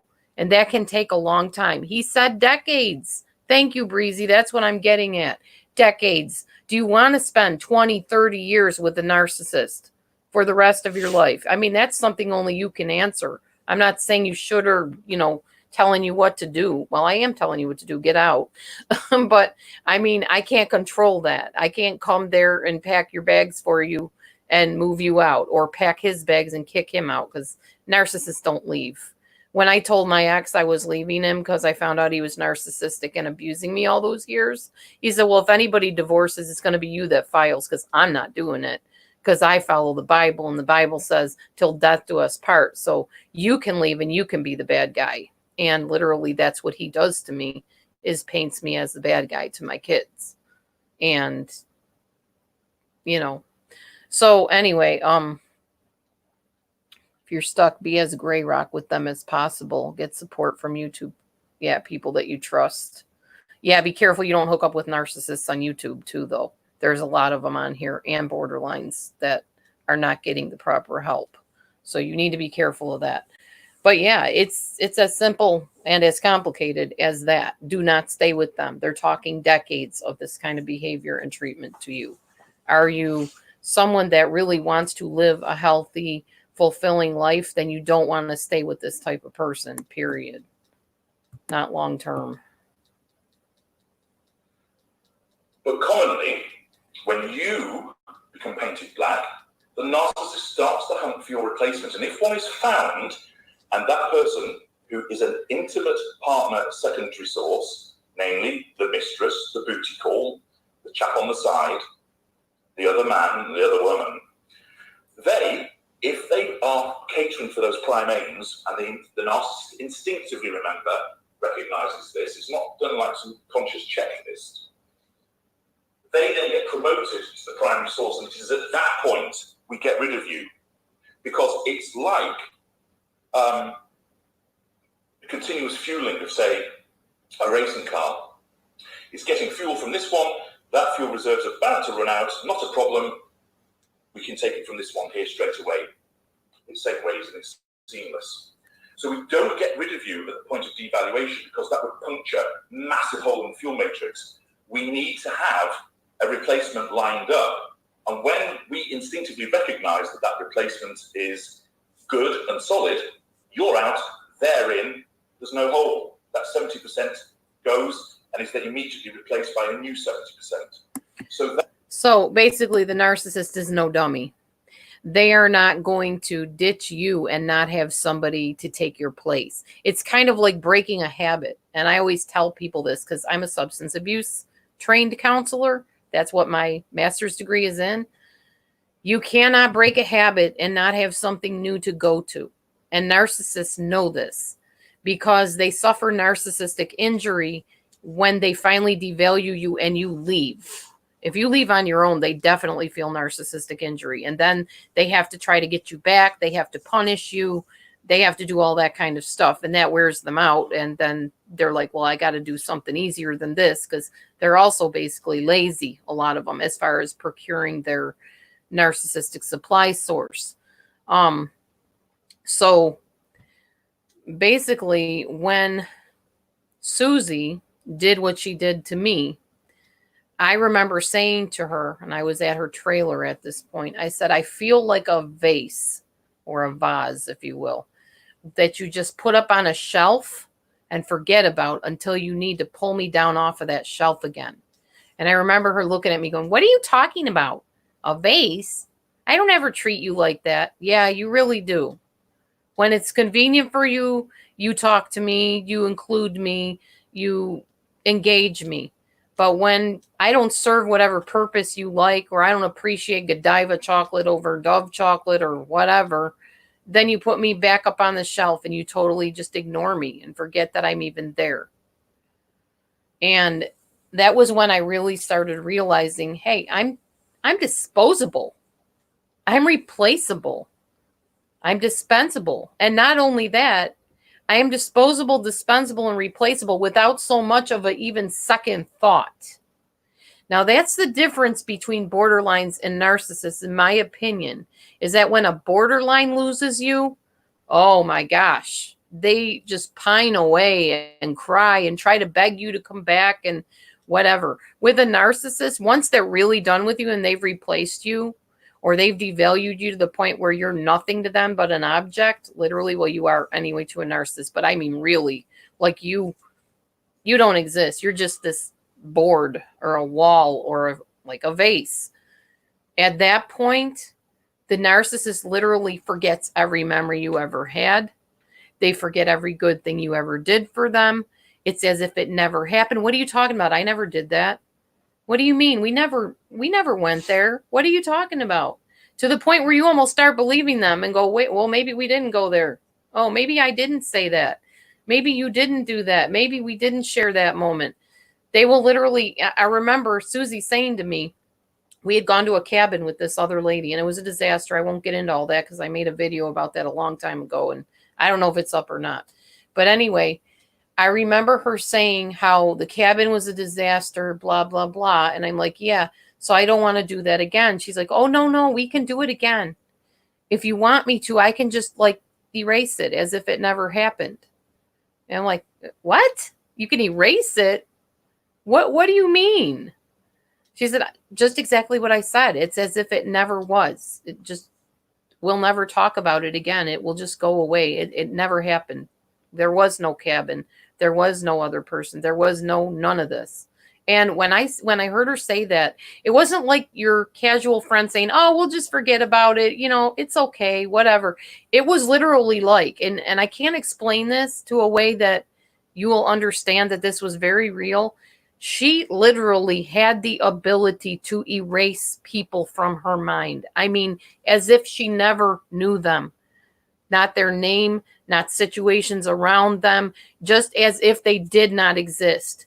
And when a narcissist can do that to you and make you feel like you never existed, it's as if you're gone. You're like vapor. You just poof. You never were. And it's a really upsetting feeling to have when somebody can say that to you and you believe they're really going to do that. And they really can do that. It's creepy. Narcissists are creepy people. I don't like them. I don't want anything to do with them. Anyway, let's go. Yeah, they're very malignant. Very malignant. That's why devaluation occurs. It's done to freshen up the dynamic from our perspective so that your fuel remains potent and plentiful, but now it's negative fuel. And at this juncture, because you're painted black, your replacement could be sought for. And if they are found and brought under control, that is a disengagement trigger. Some people use the word discard, I prefer disengagement. And so you as the primary source, you're out and you're replaced by that new person. And that's why, if you're the victim of our kind and you're in that situation as the primary source, you suddenly realise he's moved on to her really quickly. How did that happen? Well, because she was waiting in the wings. Or you might know that the narcissist has been having an affair or cheating, and then that person replaces you. And of course, the replacement, when they become the primary source, they'll go through exactly what you've suffered. They'll get all of the wonderful stuff, all of the golden period of idealization and seduction, and then bang, into devaluation they will go. And if a replacement is found, they'll be disengaged from. And on it goes, and on it goes. Okay, we have a lot of women who were in a narcissistic relationship, were married to a narcissist, and have children with them. So, of course, the biggest thing for a person who's not a narcissist is to have no contact. But when you have children with that narcissist, it's difficult sometimes. So how do you suggest for the women or men, either way, to really have the no contact, even though you do have a child? Okay. I always explain to people that the first golden rule of freedom is once you know you go, you get out and you stay out. When you realise that person's a narcissist, you go. Now, there are many people who think, I can't do no contact for these reasons. Most of those reasons are invalid, and it's a product of emotional thinking conning you, or they're semi-valid. It's difficult but not insurmountable. And people give up because they think it can't be done. There are very few legitimate exceptions that exist to no contact. And one of them is the situation which relates to co-parenting. But it's not as wide within that co-parenting as people might think. If there is a court order which says you have to co-parent with the narcissist and interact with them in ways A, B, and C, you have to obey that court order. And so you are stuck with that situation until such time as you can utilise appropriate evidence, and often you can, to go back to court to change the terms of that order. But if there's a court order saying that you've got to have certain forms of interaction with the narcissist, you can't disobey the court order. However, we're a long way from that part at the beginning of the interaction. You realise that you're with a narcissist. So you leave, take kids with you, or kick him out or her out. Sometimes easier said than done, but it happens. The starting point is that you say no, they are not to have any interaction with the children. Now, I appreciate that in certain instances, there may be legal ramifications from that, and you should take appropriate legal advice. But on the basis of that, your interests and those of the child are best served by ensuring that the narcissist has nothing to do with any of you. You should first of all be striving to keep that narcissist away. Because if you're dealing with a lesser narcissist, he'll kick and scream to begin with. But eventually, if he can't engage with you because you've imposed a solid no contact regime, after a period of time, he'll lose interest, and he may not even try to go to court. And he'll just go off with the new floozy and leave you alone. Yes, he'll come back every once in a while to have a little sniff or a bite. But rather than fearing this narcissist, if you put in place a solid no contact regime, my work details how you do that and what no contact is, because most people don't actually understand what no contact is, and they mess it up because of the honest mistake caused by their emotional thinking. It's not to say that people are stupid, it's they are misled by misinformation and emotional thinking, because your emotional thinking wants you to keep interacting with a narcissist, so it takes you down a wrong road. So you can start off by saying, no, you're not seeing the kids, don't like it, go to court. And if you've got the evidence and you go to court, and believe me, contrary to what people think, most narcissists are not Machiavellian supervillains living in hollowed out volcanoes going, blah, how can I make this person's life a misery? They're often quite useless individuals or haphazard, and they are focused on control in the now, which means they're not concerned with collateral consequences. So that's why you'll get a mid-range narcissist who keeps bringing stupid court applications, which cause him to run out of money. You don't do that because you think, well, I'll lose if I do that, and I'll have a cost order against me. He's not thinking about the future of the cost order. He's thinking about controlling you now. And if bringing that court application against you in the moment allows him rather to get control over you, he'll do it. And of course, later on, when he's run out of money, his narcissism will just say, well, it's the bitch of my ex-wife who was so awkward in the divorce proceedings, because it's never our fault.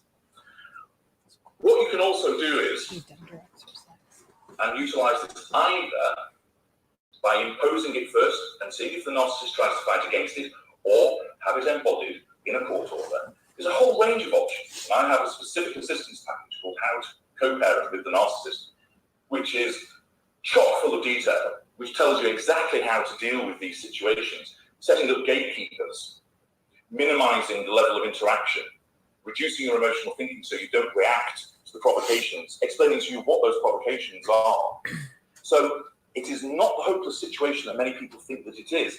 You are led into thinking that because of misinformation and because your emotional thinking basically says to you, I can't succeed here. He's just going to keep causing me problems, or she's such an issue for me that I'm never going to be able to resolve this situation. You can. Okay, he's talking about narcissists in court and regarding the children. There's a creator who have manipulated their channel and have cut off people who supported them. They're cold-hearted and just dropped friends, possibly a narcissist. Like I said, there are narcissists on YouTube, definitely. I've come across a few. Many times, narcissist support groups, like for people that have been abused by narcissists, turn out to be run by narcissists. So be careful. If you start seeing red flags, please leave.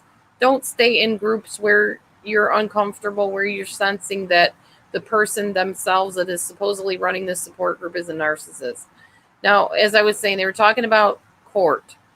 Narcissists are very talented in court and are very convincing in court, unfortunately. Some of the saddest people I've ever run across are people that married narcissists and are now fighting for custody of their children because the narcissist will manipulate the court. And unfortunately, a lot of judges are not very well aware of this. Now they're becoming more aware. Narcissism is becoming more to the forefront. I mean, when I started on YouTube, like I said so many times, it was me, Sam Vaknin, and one other person that was even talking about narcissism. Now look, type in the word narcissist and see how many channels come up. I started in 2008. I was one of 3 people talking about narcissistic personality disorder. Now I see everybody and their brother has a channel on it. Thank God. I'm glad. I'm not like, oh, well, you know, I'm the big one because I was here first. No, I was here first so that I could open up people's ability and desire to talk about it and expose it for what it is. Because these people really do exist. They really are out there hurting people in relationships. They are raising children. These are so-called parents raising children. A lot of them are narcissists, and the children become narcissists. It needs to be talked about. It needs to be exposed. And when it's going on online, it needs to be exposed. And that person needs to lose their supply, which means people need to get away from that person if they're controlling and manipulating people until they shape up. I've told friends recently, online, offline, if you're going to be kind to me and we're going to be able to have boundaries and we're going to be able to respect those boundaries, then I'll be the best friend you ever had. But if you start throwing me under the bus and mistreating me and saying lies about me and doing stuff that hurts me, I'm going to go poof. You won't see me. You won't hear from me until you shape up again. And with dealing with somebody that has borderline personality, it's ups and downs. Same thing with bipolars a lot of times. Narcissists a little more tricky. But borderlines, they will change. They'll be your friend, your enemy, your friend, your enemy. So when you're my friend, I'll be right there cheering you on, saying, hey, I'm glad you're having a great day. You look like you're really doing well. But you turn into my enemy, I'm gone till you shape back up again. That's going to be how it is in my life. Because I tolerated way too much baloney in my life in the past, and I'm not doing it anymore. So anyway, back to the court thing. You really need to, if you have to go to court and you have children you're fighting for, pray that you would get a Christian judge or a godly judge, or at least a judge that knows that this dude that you were married to is no good and is going to try to manipulate the system, because they're good at what they do. And you can get to a point of near total no contact. And my material lasts quite a long time that provides you with this information. So I'm loath really to go into the topic in any greater detail now, because I know there are other questions. But in essence, is to say this. Yes, it can be difficult, but it is not impossible. And I set out for you the ways that you can achieve that quite readily. Many of my Whoops, what happened here? clients, readers and listeners have utilised that material and have done so successfully, and it's relieved them of a huge burden. Okay. I have another question. Are narcissists obsessed with looks and beauty? I heard you talking a little bit on another video about how, the selfies are, all over Instagram, and people take pictures of themselves. And people wondering, are those people narcissists, or do they just conceited, egocentrical? And, I don't know the difference. I can't say that someone who takes a million selfies of themselves are narcissists. But are you obsessed, narcissist, with looks and beauty? Does it matter? Some are. Well, more accurately, we are obsessed with the notion of control. Because as I mentioned earlier, that is central to our existence. But most narcissists don't know that. How do we get control over you? Well, one way is to ensure that we are handsome, beautiful, ripped, buff, Botox to the hilt, lay on the makeup, dress stylishly, drive a flash car, eating expensive places, and plaster it all over social media. Because if we sashay up to you and look absolutely stunning and gorgeous, and then give you mind-blowing sex, what are we doing?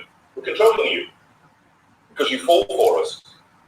Some narcissists charm you. Some narcissists use their intellect to control you.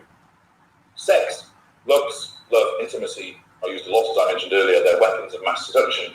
So, at a superficial level, certain narcissists, somatic ones and elite ones, elites are a combination of cerebral and somatic, do have what would appear to be an obsession with their looks and their image. But what it really is a manifestation of utilising those things to control victims. We must control you. So we will control you by being beautiful and handsome so that you fall for us, or very complimentary, really helpful, really supportive, or being fascinating, interesting characters that are well-travelled and well-read, or we're proficient musically. And some narcissists will create the veneer of those things, and it's superficial, but you don't penetrate it, because your own addiction to narcissists and empathic victims are addicted to us. We're addicted to controlling you. Means that you don't question it, you don't cross-examine these behaviours, you take it at face value. And so you're sucked in. So some narcissists will have an obsession with their looks, but it's actually one particular manifestation of the obsession with control. But that's what's at the heart of everything. If baking chocolate cake was the best way of controlling our victims, we would be the world's best maker of chocolate cakes. Whatever it takes to control you, looks, intelligence, music, interest in films, we will utilise it. And different cadres, as I call them, of narcissists. So victim narcissists look for somebody to mother them, to take care of them, because there are some very caring empaths out there. Other narcissists are somatic, so it's all about the selfies. It's all about the naked chest shots, bikini shots, the sex, buying the bling and the glamour things. Cerebral narcissists is all about the intellect, the music, science, and the elite combine somatic and cerebral traits. And those different types of cadre of narcissists allied with the differing schools. So you might get a lower narcissist who thinks he's Mr. Loverman and thinks he's really good looking, but he's deluded and he's not, golden plate, a bit of beer belly. And then you may get an upper mid-range narcissist who is very well dressed, has an excellent job, and is wealthy, and utilises those for the purpose of ensnaring the victim. And so it's all about that manifestation of control. Okay, I don't want to give this person away. She sent me a question. She was in a very long relationship with a narcissist. Yes. Obviously, he cheated on her. She found out. They're no longer together. She says, I know I don't want him back, but I secretly hope he wants me back, just so I can tell him off. So here's my question for you to ask. What are some techniques to get the ex-narc boyfriend off of your mind? Okay. The dynamic when you're with a narcissist, you fight two battles. The enemy without, keeping us away from you. The enemy within, keeping yourself away from the narcissist. And then, of course, many people who will say, I never want him to darken my doorstep ever again. No way would I ever end up in a relationship with him again. But what do you then go and do? You spend your time looking on his Facebook profile, see what's putting on Twitter, see who's talking to him, who he's liking. You sit outside his house in the car to see who's coming and going. You talk about it with your friends. Have you heard what he's up to? Who's he seeing? What's she like? You don't want to be with them. But you're thinking about the narcissist, you're talking about the narcissist, you're watching what the narcissist is doing. Those are all forms of interaction, and you're feeding your addiction. You're making your emotional thinking stronger, so it will keep you in the game. Because you are on the narcissist's wheel of misery. It works like this. Your emotional thinking is high because you've been interacting regularly in lots of different ways with the narcissist. That means there's no room for logic. That means you'll be guided by emotional thinking, which means you'll interact more with the narcissist, which means then you keep your emotional thinking high. There's no room for logic. You'll be guided by emotional thinking. You'll interact more with the narcissist, and round it goes. How do you break that? Well, use my work, build up your logic defenses, and understand no contact has to be the way to go. Stay away from the narcissist, don't communicate with the narcissist. You don't need to know what the narcissist is doing. If you think that, you're being conned by your emotional thinking. Think of it this way. Imagine you're in your house and there's a burglar outside. Would you go outside and think, well, I need to know what the burglar's doing, so I'll search for him behind the trash cans, in the garden, and in the alleyway? Or would you sit in your house, lock all the doors and windows, have the Rottweiler ready, a shotgun primed, CCTV on, and dial 911? You'd do the latter, wouldn't you? So, Okay, think about this, because he's giving you some very good advice here, which if you listen to a narcissist, they always tell on themselves eventually. He's saying, don't come looking for me. Once we split up, don't look for me. Don't wonder what I'm doing. Don't wonder what I'm up to. Easier said than done, I know. Because when my narcissistic mentor broke up with me, left me, I always wondered what she was doing. I always wondered, is she happy? Is she doing well?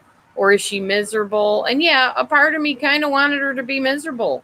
It's very normal when somebody hurts you that deeply that you're sitting there thinking, man, if they could just feel 1 ounce of the pain they've caused me, just a little bit, just let me hurt them just a little.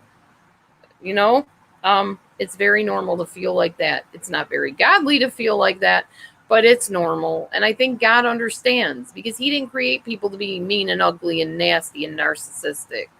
People created people to be that way. And sometimes chemicals in the brain create people to be like that. But God did not originally make people to go around hurting people. That wasn't his perfect plan. So yeah, if somebody hurts you that deeply, you're going to want revenge. That's going to be your probably third reaction. Your first reaction is going to be anger.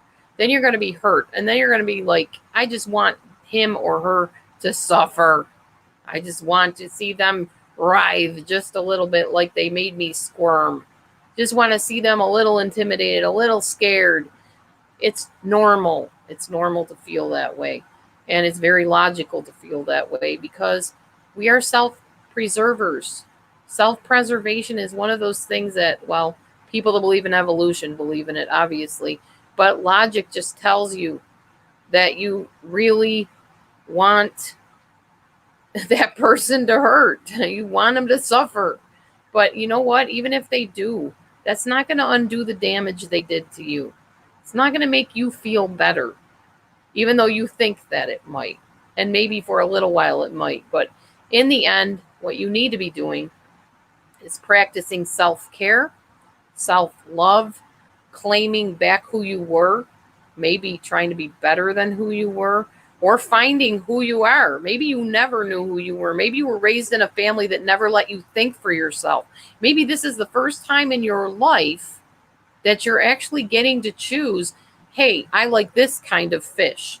I like to go here to this restaurant. I go to this cinema because I like this kind of movie. Maybe the narcissist told you, oh, you don't like those kind of movies. You don't like romantic movies. Let's go see this one. You don't like to eat fish. You like hamburgers. Now, for the first time in your life, after this narcissist disposed of you or you left, you're realizing, hey, what do I do now? You feel really disillusioned, like, where do I go from here? I can tell you where to go from there. Start finding you again. Start doing things for yourself. Be a little selfish. It's okay. God says love your neighbor as yourself. Well, you spent all this time trying to love who you thought was your neighbor, when really you should have been practicing self-love so you had something filled up on the inside to give out to the right person, not to the narcissist. So now it's time to start taking back who you are. Once they discard you and they've disposed of you and you're hurting, once you've healed and you've grieved and you've mourned, because you need to go through that first, then it's time to say, okay, it's just me, myself, and I. What do I like? What kind of movies do I like watching? What kind of food do I like? What's my favorite? Not what they told me was my favorite, not what they told me I like to do, but what do I like to do? And I'll tell you, it's not the easiest thing. If you're so used to putting all of your desires, hopes, dreams, and opinions on the back burner for this person, I understand, sweet wheat. There's that too.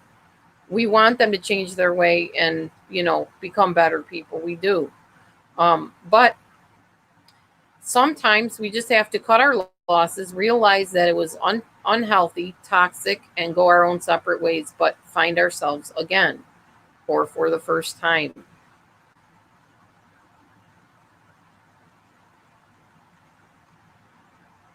So let's get back to HG Tutor. But yeah, I just wanted to tell you, listen to what he's saying. He's telling you, get out. Don't stay in it. Stop trying to think that you're going to woo them back or that you even need to. I remember one person I life coached a while back was like, well, I'm not saying I'm going to do this, but what if I want him back? What if I want, I miss him. We had a really good romantic thing going.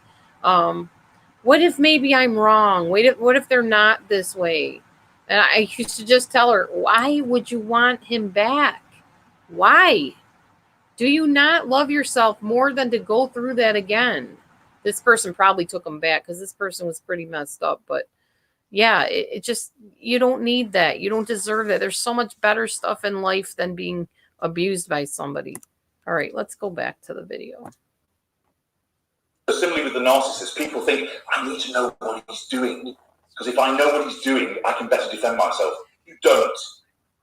You stay away. You don't talk to your friends about it all. Why? Much as your friends are well-intentioned and try to help you, they won't understand. Very few will understand what narcissism is.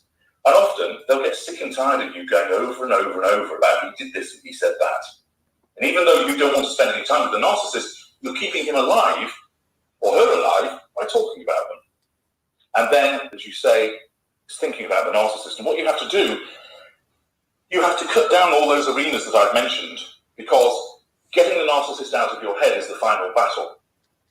And there are a range of techniques which are too detailed for me to go into now, but the way that you go about it is, there are 5 arenas of interaction that I mentioned. You've got to close down the roots in all of those, the first 4, and then there is the final battle, which is getting the narcissist out of your head. And I've developed another resistance package, which is called Final Battle.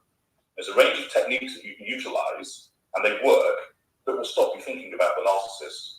I give you the tools, you'll have to wield them. You have to wield them, rather. You have to put in the hard work. I can't do it for you. It's a bit like exercising. You want to drop 3 stone? It's not going to happen overnight. Eat less, move more, over a series of months. I can tell you what to eat, I can tell you how to exercise, but you've got to do it all. But the difference is, because I understand my kind and your kind inside out, I can explain to you why you keep thinking about the narcissist, what the triggers are for that, and also the techniques that I explain to you to get them out of your head. will also get rid of those awful feelings of anger, misery, hurt, waking up crying about a narcissist, stop dreaming about a narcissist, because you have an addiction to the narcissist. That's why you were a victim in the first place. And your emotional thinking wants to feed that addiction. It doesn't care about your physical health or your mental health. It wants you to feed that addiction, which means it wants you going to the narcissist and saying, you're a complete douchebag. How could you dare to treat me this way? What are you doing? You're giving the narcissist fuel. He wins, you lose. You're getting upset. You lose, he wins. And you're increasing your emotional thinking because you're interacting. You lose, he wins, because it's a zero-sum game. You've got to stay out of all of those arenas.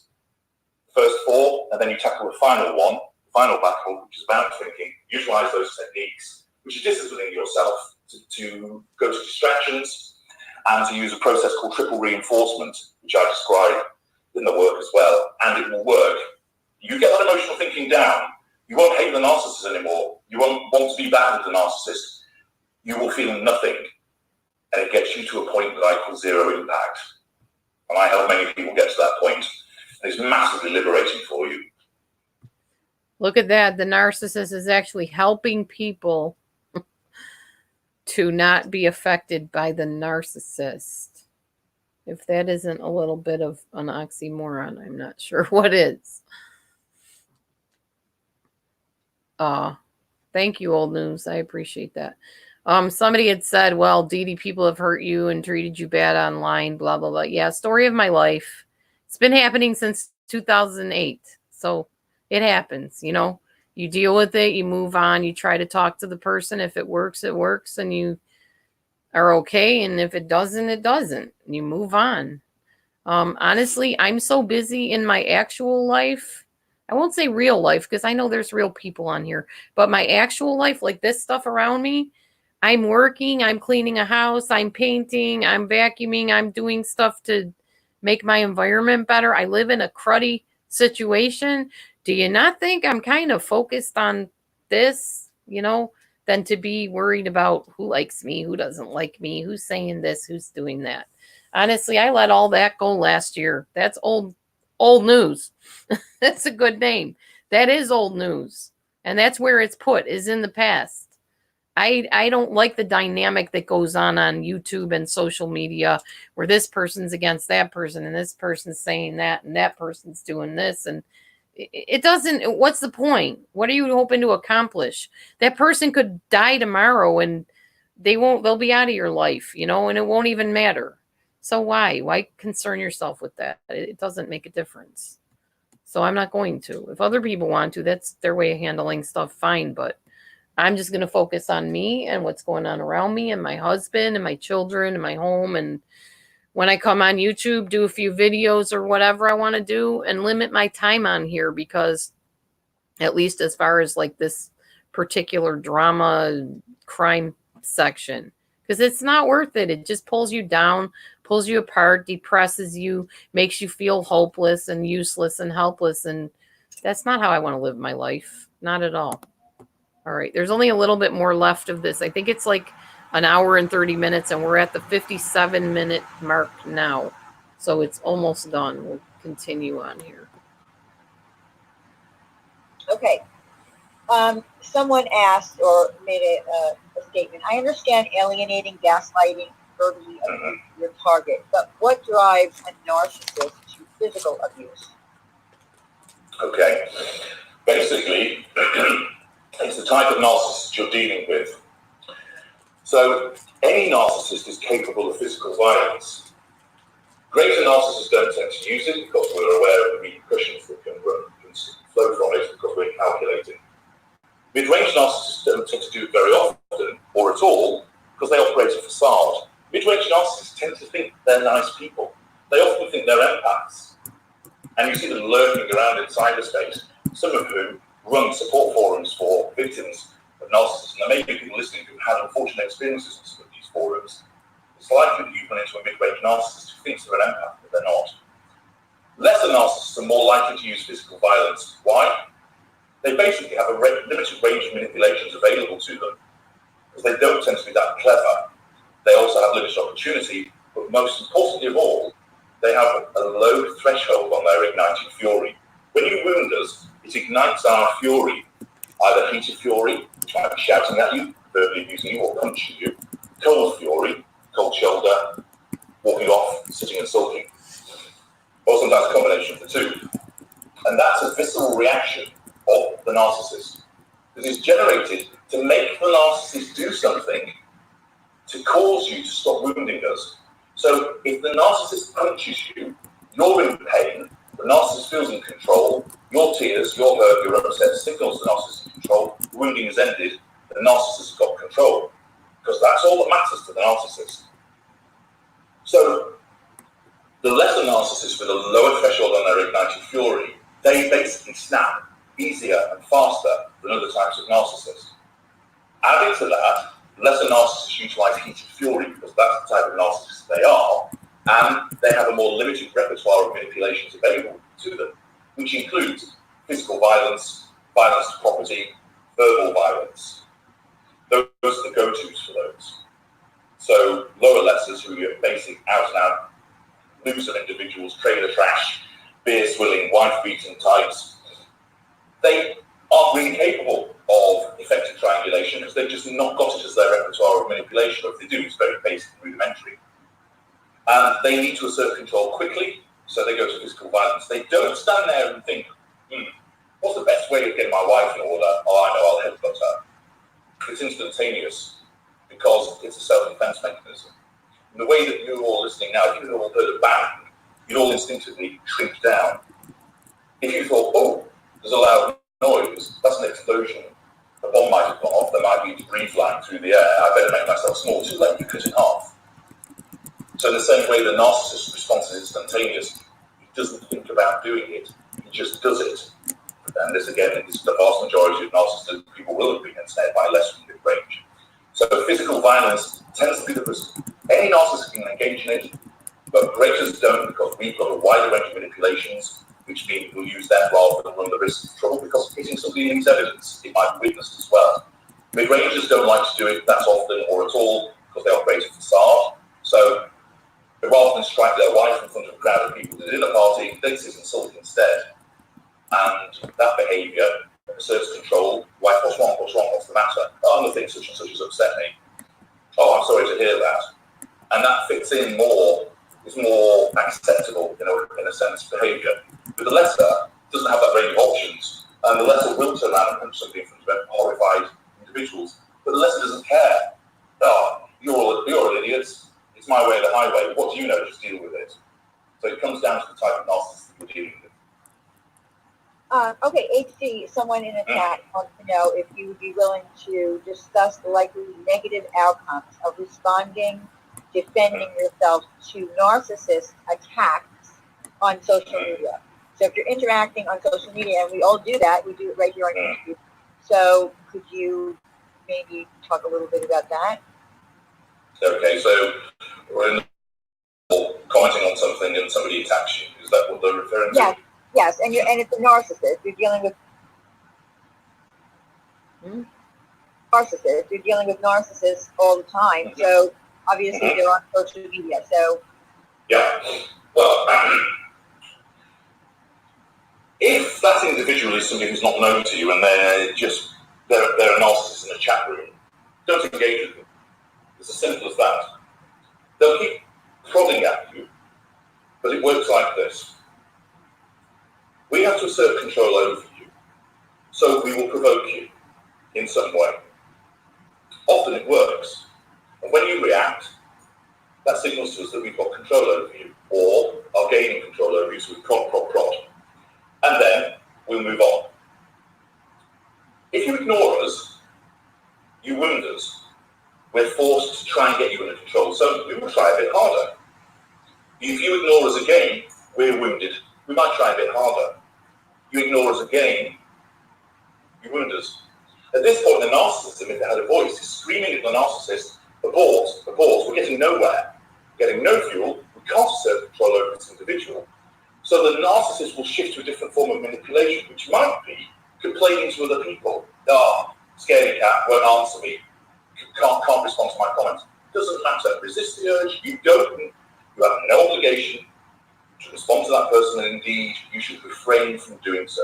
Or the narcissist disappears, because the narcissism will make the narcissist assert control over you by no longer trying to do so. And so in certain instances, the narcissist will withdraw. The worst thing that you can do is try and argue with us. The worst thing you can do is try and point out, using facts, that we're wrong and that you're right. Remember, the narcissist is looking at it from your perspective. So when you say, well, actually, your comments about this political person is incorrect because this, and this, the narcissist doesn't see what you're writing and think, oh, yes, what a valid argument. They hear this. I'm being controlled by this person. This can't happen. I'm going to write something nasty in response because, driven by my narcissism, that's what I must do. And remember, the majority of narcissists, that is unconscious. They don't sit there thinking it. They just think, who's this arsehole coming on being Mr. Clever Box, telling me this, that, and the other? Oh, look at him with his big dictionary words. I'm going to set him straight. Ignore them. Come off social media if necessary for a period of time. Block these individuals. Ultimately, you many of you have seen it, the refrain, don't feed the troll. And that's what it's about. Yeah. That's what it's about. Don't give us a reaction, because if you do, we're like a shark sensing blood. You're giving us validation, so we'll want more. And we know we've rattled you because we instinctively recognize what's going on. It's hard for many of you to do this because you're empaths and you have an empathic trait of truth-seeking.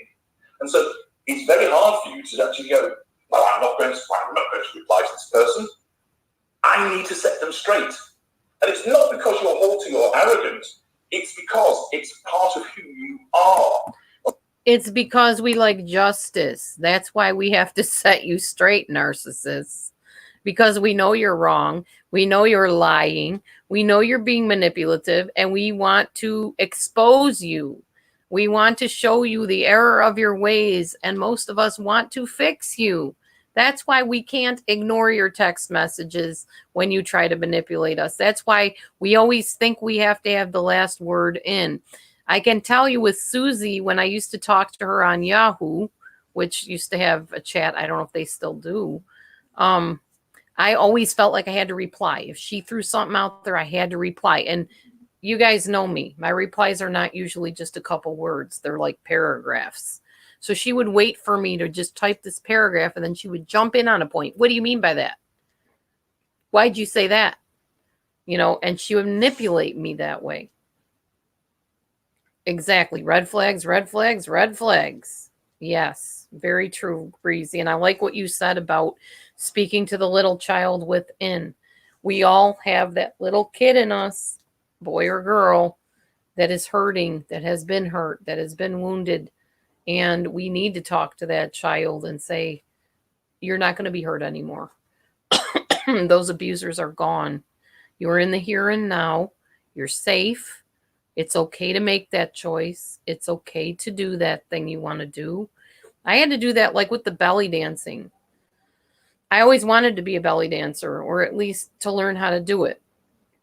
But yes, there were things in me that was saying, I'm fat, I can't get on there and do that. People will laugh at me. And some people did. Some people made fun of it and mocked it and whatever. But I spoke to the little child in me, so to speak, that enjoys having fun and said, so what if you don't get every move right?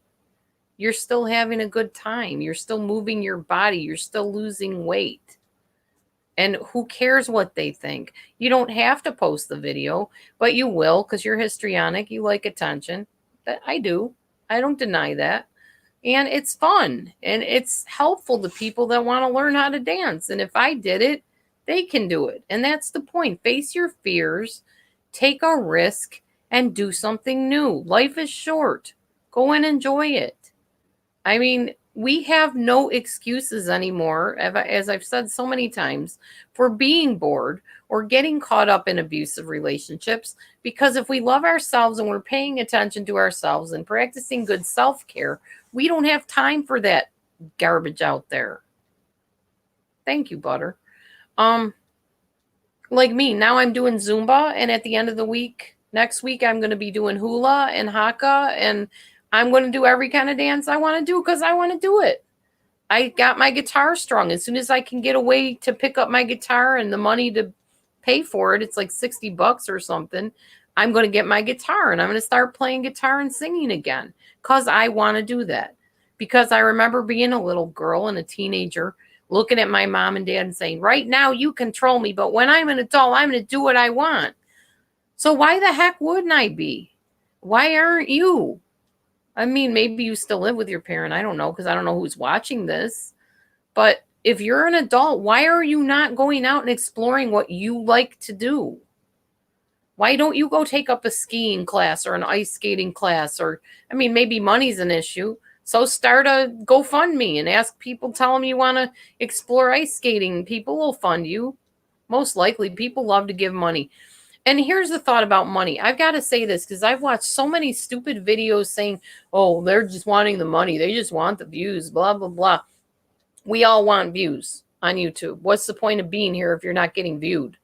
That just means people are watching you. And yes, you want more people to watch you because it means that your message is making a difference. Why would you be ashamed of saying you want views? I know I've said that. I'm not here for the views. I don't care about views. Yeah, I do.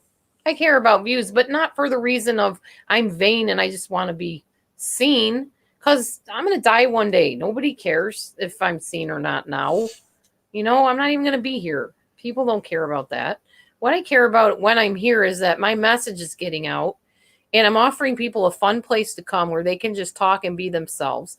Maybe a place to find some prayer if they need it, a place to meet other people, to make friends, because we're on this earth for a time and a season. Why not enjoy it? Why sit around moping and feeling sorry for ourselves and being depressed? You know, if you can do something. It doesn't make sense. Like I could sit and look at my counter or my cupboards, my cabinets and go, oh, they look so ugly. They look so ugly. I just asked somebody for paint. My ex-husband happened to have some old paint around. He gave it to me. Some of it was garbage. I threw it out. And others, you see the difference on my celebration, on my cupboards, on my cabinets. I was looking at what you wrote, Butter. Sorry. And yeah, so just do it. Nike, just do it. Stop sitting around thinking about, oh, I should do this, or I would love to do that. Go and do it. What is stopping you? I remember I've been through a lot of motivational training in my first marriage because we used to sell home-based products and stuff like that. That's why I'm a motivational type speaker of a sort, and I'm very confident in talking. I was trained a lot through a lot of years. And one thing they asked us was, what would you do right now if money, if time, if people were not an issue? If there was nothing stopping you, what would you do right now? And go and do it, because nothing's stopping you. There is a way. If you need money, start a GoFundMe, have a yard sale. I don't know, go get a part-time job. Whatever, there's nothing stopping you. We live in America. If you ever feel like, oh, I'm just, I got nothing, nobody, blah, blah, blah, go move to a foreign country and then come back. Come back and tell me how bad you have it in America, okay? I know this for a fact because I talk to people from other countries every day, and they think they have freedoms. And then they come to USA, and they say, it's incredible. You guys, you can do anything you want. They think we're made of money in America, most of them. They don't realize till they get here that there are some poor people. There are people that don't have what other people have. But one thing they like about me that they tell me, and this isn't to toot my horn, this is just to give you an example of what I'm saying. They say, you're amazing, teacher, because you are telling me your house has been through flood, but yet you are so positive. You are so, you have good, virtue. You have good feeling about God, and you believe you can do anything. And you have all these, they call it habits, but they mean hobbies. You have many habits and you do so many things. It's impressive to them because I don't sit around and feel sorry for myself. I don't have time to. I don't take the time to. Yes, exactly. You love the person you are. And it's just how it is. You got to go do it, or you're going to get snatched up by these HG Tutor people and these Sam Vaknin people that want to chew you up and spit you out and tell you who you are. based on what they say you are. They are puppet masters. Don't let the puppet masters and the puppeteers control your life. You be the master of your destiny. And if you believe in God, let him be the master of your destiny so that you don't get sucked up in these crazy relationships. Okay, let's go back to H tier. We're never going to get through this. Sorry. I got on a tangent there. And what you've got to learn is it's utterly futile what we're trying to do. And all you're going to do is let us win. So you've got to bite it on. Is it fair? No. We're not talking about whether it's fair or not. We're talking about what the right thing for you to do is. So when you encounter these people on social media, I have them. They come on my blog and try and bait me. I find it amusing. So I see exactly what they are straight away. But I'm not an empath, so it doesn't affect me in the way it would affect you. And ultimately on my blog, it's all moderated to protect my other readers. So after a while, I let them in. My readers say, HG, let's open the window. So I let them fly in so they can use this as an example so that people can utilize their learning. And then after a while, I just delete their comments. And they disappear because they're not getting anything. So then narcissists causes them to leave. They'll put 2 or 3 comments into the moderation, squawking and flapping against my assertion of control over them. But their comments don't see the air of day, the light of day rather. So their narcissism tells them unconsciously, we can't assert control over this chat with these readers, they'll have to go elsewhere, so they go and find another forum to fly around in instead. And once in a while they'll come back. And their comments don't get through. That's what I do with them. I don't give them what they want, fuel, and nor should you. Right, and unfortunately, I do it all the time. I try to defend myself, but the longer it goes on, I do see that it's futile to even on because. But you have a sense of empathic traits, you see, of fairness, of decency, of being a truth seeker, of justice, and remember, you have an addiction to narcissists. So what your addiction does, it's very crafty. It basically does this. Oh, great, there's a narcissist here. Let's get Diane to engage with this narcissist because that'll mean the addiction's getting fed. Let's get her to engage by trying to get this person straight and get her to defend herself. We will hijack her empathic traits of honesty, decency, and justice to get her to engage. And you're calmed because your emotional thinking is rising into thinking, I should set them straight. I should defend myself. But what you've got to do is recognize, narcissist, what's the first golden rule of freedom that she explains? Once you know, you go. You give us nothing. That's how you win. You come onto our battlefield, it's our rules, and they're always changing. Don't come on. Okay. Did you catch that? He said, once you know, you go. Once you know you're dealing with a narcissist, you go, you leave, you head out. So pay attention to what the crazy Sam Vaknin man is telling you. Or not Sam Vaknin, HG Tudor, sorry. And Sam Vaknin will tell you the same thing. Once you know, you go. Because the rules are always changing. The narcissist always changes the rules. Being a truth seeker of justice. And remember, you have an addiction to narcissists. So what your addiction does, it's very crafty. It basically does this. Oh, great, there's a narcissist here. Let's get Diane to engage with this narcissist because that'll mean the addiction's getting fed. Let's get her to engage by trying to get this person straight and get her to defend herself. We will hijack her empathic traits of honesty, decency, and justice to get her to engage. And you're calmed because your emotional thinking is rising into thinking, I should set them straight. I should defend myself. But what you've got to do is recognize, narcissist, what's the first golden rule of freedom that she explains? Once you know, you go. You give us nothing. That's how you win. You come onto our battlefield, it's our rules, and they're always changing. Don't come on the battlefield, and you win. Okay. Let's see. Oh, I had a question from someone. What do you do when you're working, your boss is a narcissist? And let's face it, I mean, we all have to work. It's not easy to just pick up and leave. How do you deal with a narcissistic boss?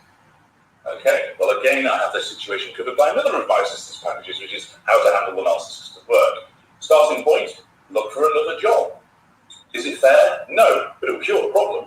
So that's a consideration. Now I appreciate it's not always easy to do that, but you should consider it because it will cure the problem. If you can't or won't do that, then what you've got to do is realise this person's a narcissist, so I'm going to still stay in their entourage. I can't control them because they're designed not to be controlled. I can't persuade them. I can't lavish them with positive fuel because if I'm painted black, everything about me is painted black, it won't work. So what you have to do is you minimize your interaction. And the assistance package goes through a lot of detail about that, but essentially, can you transfer to a different department? Can you report to somebody else? Have your interactions in writing, because then you're not providing as much fuel, so the narcissist ultimately will start to lose interest in pestering you, and will go and pester somebody else instead. And also, you're creating evidence. Where you've got appropriate evidence, raise a grievance and involve a disciplinary matter. The problem is that many people, led by their emotional thinking, try and tackle the narcissist by going in to see them and say, I don't think you're being very nice to me or very fair to me. What are you doing now? You're challenging the narcissist. The narcissist is not going to sit down and go, actually, you're right. I've been downright terrible to you. I'm ever so sorry. Here, have a cigar and a pay rise. You won't.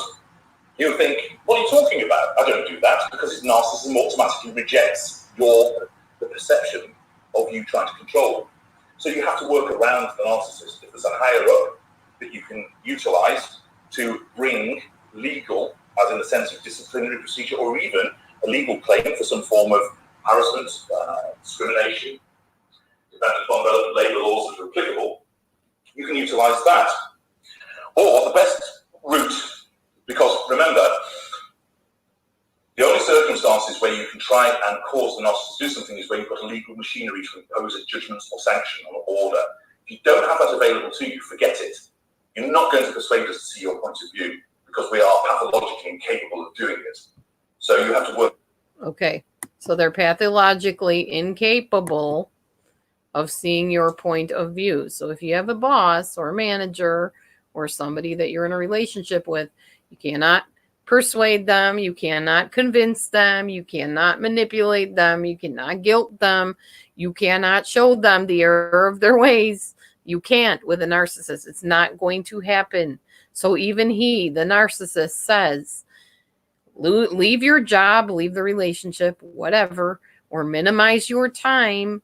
Melody Beatty, who writes The Language of Letting Go, which is extremely helpful if you ever need a really good guidebook, a daily guidebook to dealing with these people and to reclaiming self-love. She says if you can't let go, hold on loosely. Some people just can't. They're in a situation they can't let go. I've been there. I understand that. Hold on loosely.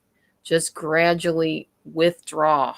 In fact, you want to gradually withdraw because if the narcissist senses that you're pulling away, they're going to tighten their grip on you, especially if they have not painted you black and found the new supply source yet.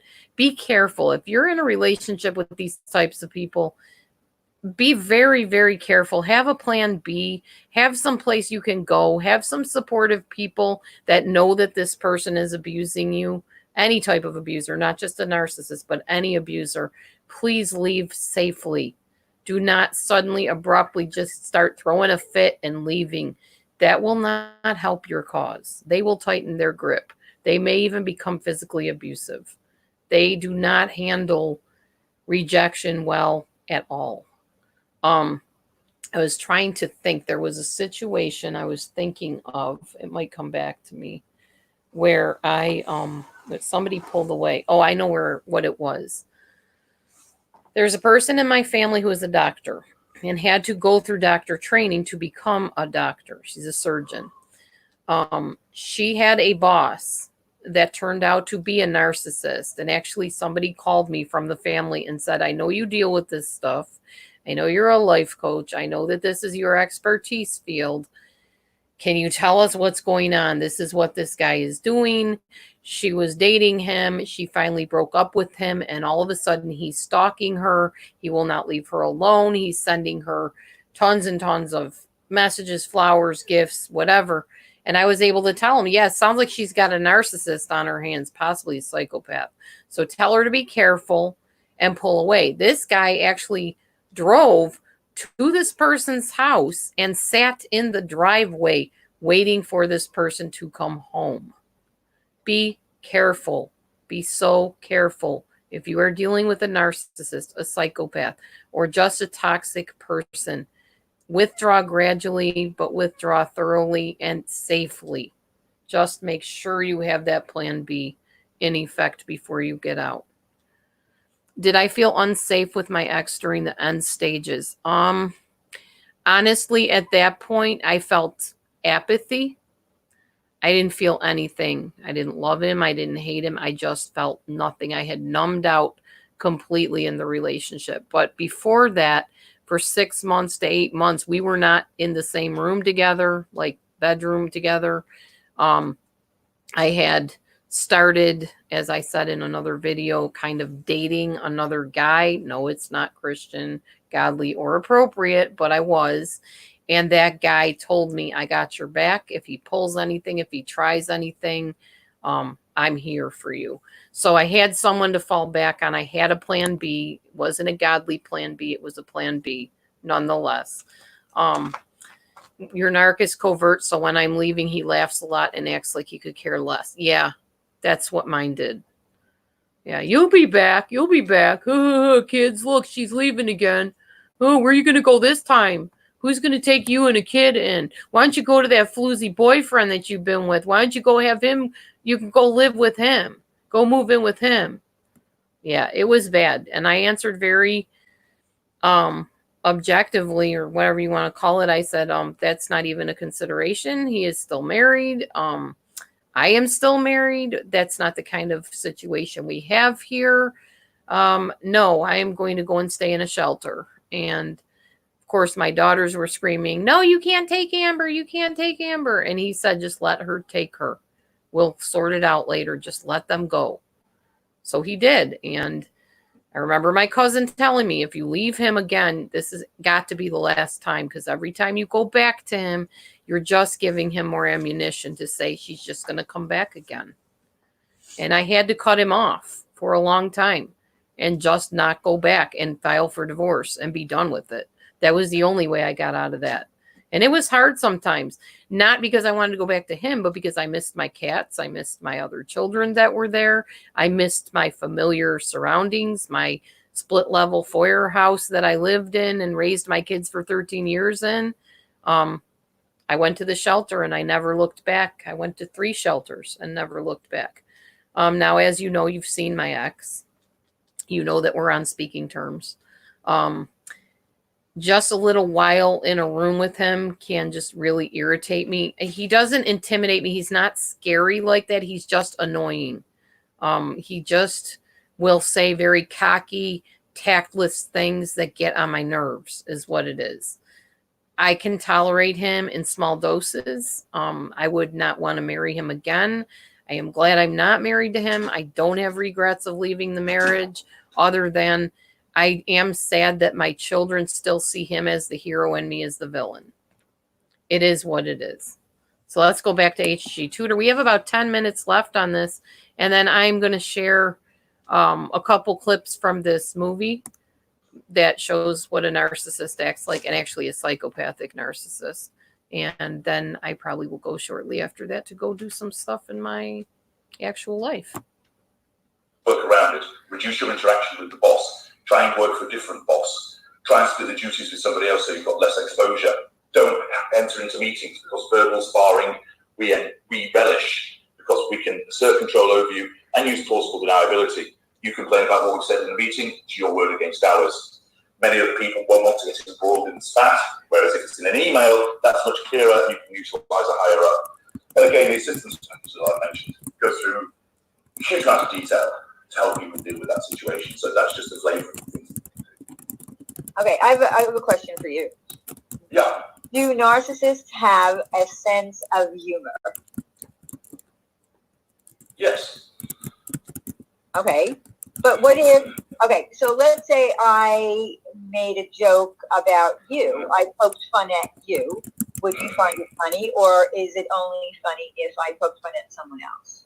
Made a joke about someone else. If you poke fun at me, what you're doing is you're giving me fuel because you're giving me an emotional reaction, but you're challenging me because you're mocking me, and therefore you're offending my innate sense of superiority.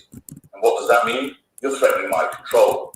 If you threaten my control, I've got to do something about it. Now, as a greater of intelligence and experience, I would probably counter your joke with one of my own. Have other people laugh and get the upper hand that way. And you feel a bit silly and makes me look good. And there's no real harm in all of that. Okay? A less evolved narcissist might turn around a lesser one and go, swear at you, slap you, threaten you. Because they don't have a sense of humour when it comes to being challenged. But we can exhibit a sense of humour to control. So many of my readers will say, you've got an excellent sense of humour. Yes, in the sense of utilising it to control people. But if you poke fun at me, my sense of humour evaporates. Yes, because of the type of narcissist that I am, I might use humour then to control you, but it's not done in a sincere joking way. It's actually being done because I want to put you down and make you look silly for what you've done to me. But I do it in a way, because of the skill that I have, that it's not immediately apparent. But other types of narcissists, mid-range and lesser, might sulk, storm off, or attack you, or complain about you, triangulate you with other people. But it's all right for the narcissist, and many narcissists can make other people laugh and charm people with humour. So the sense of humour works, if you like, in two ways. We can use it in the same way that we might use sex or good looks or a good old chocolate cake to control you. But our sense of humour is a door that only goes one way. And when you try and poke fun at us, even if it's light-hearted, you're threatening our control, and therefore you'll get a different response from us. That famous sense of humour that the narcissist at work might ordinarily exhibit suddenly evaporates, and you think, hang on a second, oh yeah, he can dole it out, but he can't take it. You've heard that before. You're dealing with a narcissist. Okay, fair enough. So here's another question. Is there any kind of a surefire test or signs that a person can look for before they actually let that narcissist in their life? If they, let's say they meet someone, they like them, but are there signs that you should look for that are really going to be apparent that that person is a narcissist? Okay. There is no one factor, because an item in isolation can only be indicative and is not determinative. Okay? So what you've got to look for is a range of behaviours over a period of time. It doesn't have to be a long period of time. I have a book called Red Flag, and it deals with 50 signs of narcissistic manipulation when you're being seduced. So, if you have somebody who is very complimentary about you, that's a red flag, but it doesn't mean they're a narcissist. If that's the only red flag that you see, that person, that's just the way that they are. They are a bit heavy with the compliments, but they're not a narcissist. Because narcissists and non-narcissists can engage in similar behaviours. The difference is when you've established what they are, you then look at that behaviour through the prism of that person. So let's take, for example, you buy somebody a gift. Why do you do it? You don't do it to manipulate them.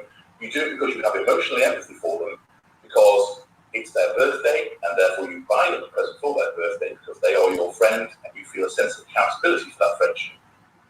We see your behaviour buying a gift through the prism of you not being a narcissist. I buy somebody a gift, which of course has to be better than your gift, for their birthday. I'm a narcissist. So you look at my action through the prism of my narcissism, and I do it not because I care. I have no emotional empathy. I do it in order to control that person. So they say, oh, brilliant, you've got a fantastic gift. They give me fuel. I have control over them. So that's interpreting it through the relevant prism.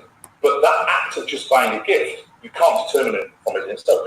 But if I've only just met you and I buy you 7 gifts in 7 days, major red flags there, because that's excessive.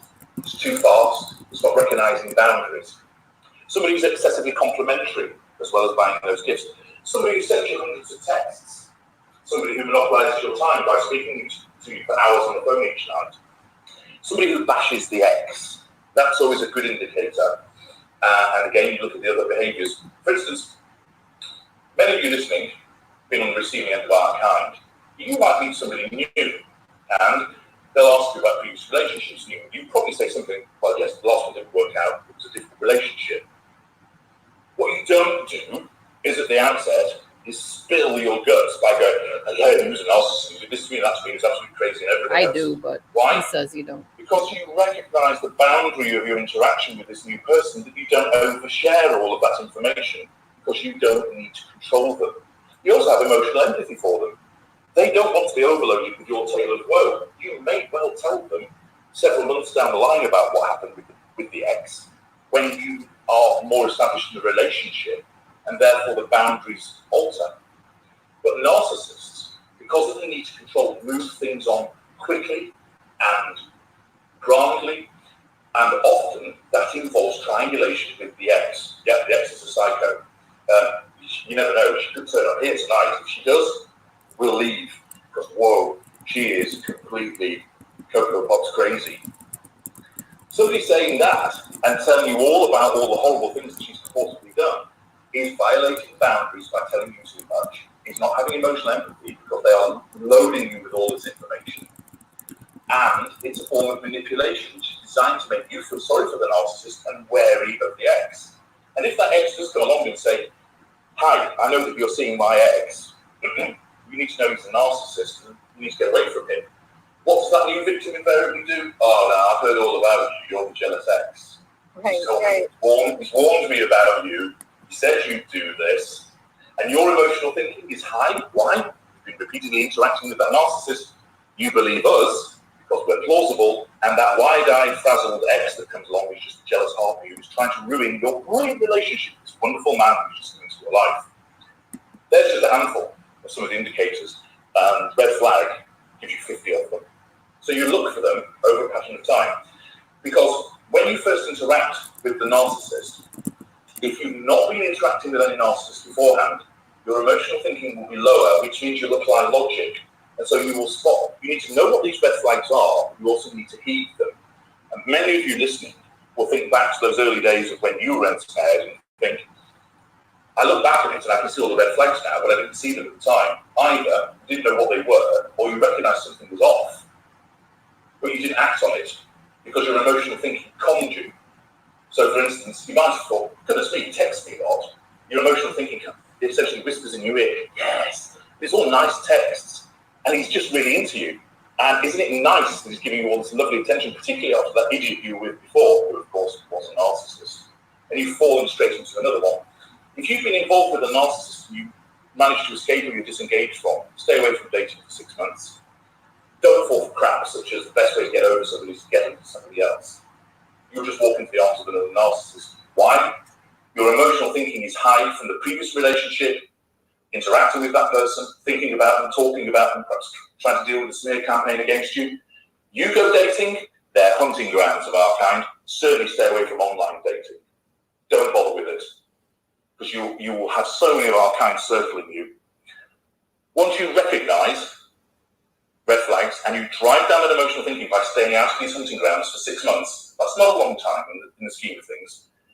You bring your emotional thinking down, you read about what these red flags are from my work, you'll spot them and you'll act on them, most importantly. And what you do is, it's not about finding the right person, it's about avoiding the wrong person. You draw us to you because we're attracted to you, because you give us what we want in spades. And we are addicted to the control and fuel over you because you are the easiest types of people to ensnare, because you're empaths, and you're the easiest to keep ensnared. So we want to come after you. So we're drawn like bees to the honey pot. But if you see us coming and you're using logic, you'll be able to evade us, and then you will spot. And there's 7 billion people on this planet, so don't ever think, oh, I'll never meet anybody. You will. And don't think, oh, normal people are boring. Narcissists are really exciting. That's just emotional thinking. You drive down your emotional thinking, you suddenly realise, oh, I don't want to be with narcissists. Everything he did was fake, even at the beginning. Don't fall for thinking, he must have liked me at some point. We don't. When we do all of those lovely things for you, you're just being manipulated, but you don't see it. Okay, I hope you all heard that, especially those of you who watch this later, because I'm pretty sure everybody in here has already been through the whole narcissistic relationship and probably come out or is coming out of it. But those of you that watch this video later, I hope you heard what he said. When you sit there and think, oh, well, he must have liked me. He must have felt what I felt. No, he didn't. He never did. or she never did. They were not in the relationship to have a relationship. They were in the relationship to get supply for themselves. They enter relationships so they can be adored and loved and cared for and admired. That's all they're in the relationship for. I know that's hard to get your head around, but there are literally people in this world that don't care about other people.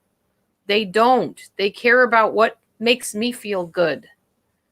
You know, even if I hurt you, if that makes me feel good, that's great. As long as I'm feeling good, that's all that matters. So when I tell you, you know, self-care and stuff like that, I'm not saying become vain and think about, you know, all how to get stuff out of people to make yourself happy. I'm not talking about manipulating people. I'm talking about go and do stuff you enjoy so you can make you happy. Not like a narcissist that uses other people to make themselves happy, which they're never really happy anyway. It just feeds their addiction for supply, for praise, and for fear. If they can't get you to admire them and be in awe of them, they'll get you to be afraid of them. Anything for attention, anything to be amusing to them. You know, they think everything, even mean, morbid, disgusting stuff. And when you're cringing and you're upset by it, that it's funny. And that's definitely the marks of a narcissist. That's why I pull away when people do that to me. So, okay. We only got a little bit more, and then I'm going to show you these clips. And then I'm going to go. Someone, I have another question, 15 but someone, and we only have 10 minutes left with HD, by the way. Someone said, being a narcissist seems so exhausting. I hear that regularly.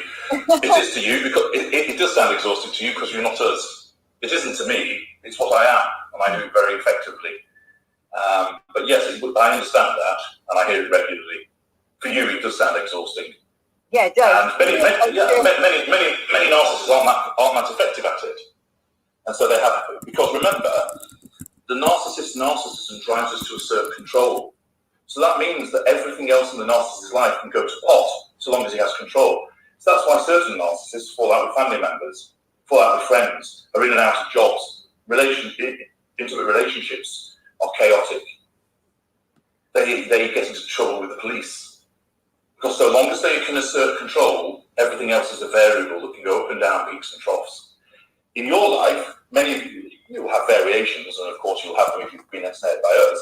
But most of the things in your life are fairly steady. Your finances, your relationships at work, your relationship with friends, with your family, the performance of your job, looking at dips and so on, but it's not violent peaks and troughs. The one thing that would be peaks and troughs if you had a graph is your control, because you don't need it over people. For us, control is the main thing. We want that line to be as straight as it possibly can. So if the line of control on that graph to be straight, everything else is up and down.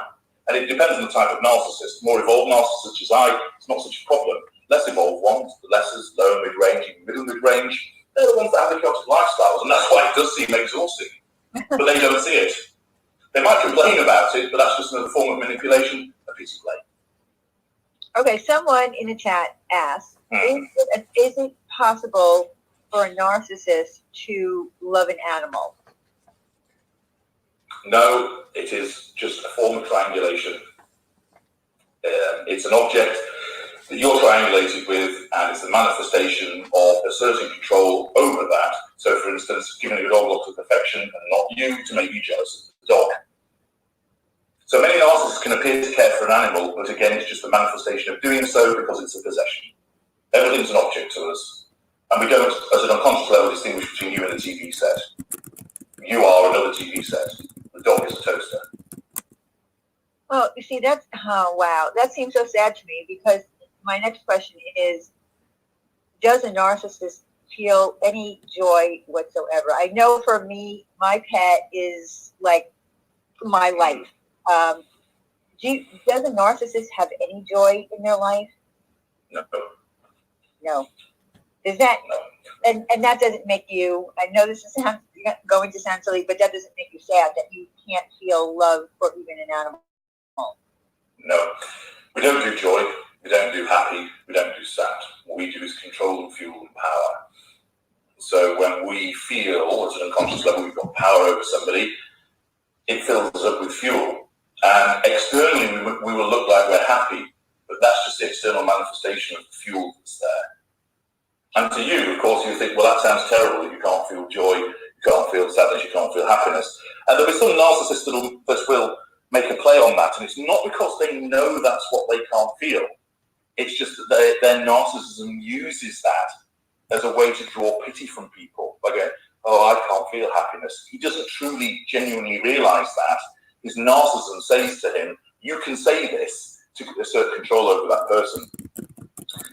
But it doesn't matter to us because it's absent from us. Many people say that narcissists don't feel things. We do, but they're generally negative in nature: hatred, jealousy, envy, antipathy, scorn, contempt.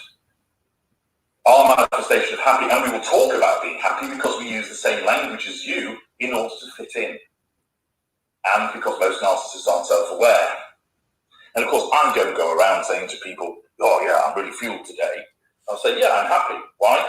Because that comes you into thinking that I'm like you. And therefore it makes it easy for me to control you. But it doesn't trouble me that I can't feel joy. It doesn't trouble me in the slightest. All that matters to me is control and fuel. That's what works for me. All right. Well, listen, this hour and a half really went by quite quickly. Indeed. And there are some people in here that are already saying they want to buy. I missed the particular book that someone said that they want to buy, but I do want to remind everyone that I did put the links in my description to his site where is the blog site. Is that what you would consider it? If people go to the blog site, which is narcsite, site.com, it's called Knowing the Narcissist, narcsite.com. That's my HQ. I've got pages on Facebook and Twitter and Instagram and YouTube, but they're fed from the blog. Come there, you'll find all the assistance packages and the logic bulletins that I've talked about, and as you kindly mentioned, my books are on Amazon as well. Come to the blog, you can ask me questions, and I answer them regularly. I think I've answered about 30,000 in my time of utilising the blog, but also you can access paid services for more bespoke assistance if you require it. The books are inexpensive. There's a lot of free articles there that you can access, and if you want my further help, then you can access those paid services. And read the testimonials as well, and you can make your own mind up. It's a constructive environment. I know some people are wary of me because I'm what I am, but I'm not a stupid man. You come and learn from me. Access those materials, and you will get the world's best information, and it'll help you get free. You don't have to like me. Just use the work for yourself. You win, I win, and I love winning. Oh, absolutely. If I was in a situation where I needed help, I would definitely, go to your site. I would definitely read your books. I fortunately have never had a relationship with a narcissist. I've been fortunate in my life in that. But there are some people that are, suffering, and it's taking them a very long, long time to get over that abusive relationship with the narcissist. So that's why it's difficult. But if you access my material, because I understand it, and I understand you, I just give it to you straight. I'm not there doing the fluffy hand-holding stuff. It's direct. It will help you because it's helped tens of thousands. Access it. You have nothing to lose. Okay, so just so everyone knows in the chat, I'm not ending the stream yet. Though that's pretty much the end of that particular stream. So I'm going to shut that down. It's interesting to me at the end how he was tooting his own horn. Oh, I sell this and I've helped so many people, and just typical narcissist stuff. Buy my stuff because I'll help you, and that's what I do, and I'm so good at it. And yeah. So I'm gonna show you some clips here. I just gotta figure out how to figure out where the hang on, where it is on the other channel, so I can put this in for you. Just a minute. I'm gonna show you some movie clips. This movie, you may or may not recognize it. It's called Gaslight. Now, there's a couple different versions of it. And then after I'm done showing you these clips, I'm going to head off of here and end the video so I can go do some stuff. But I did want to show you these clips. I just need to have a minute to figure this out. Is this the one? Hold on. I don't want noise. I just want to figure out where the theater scene is.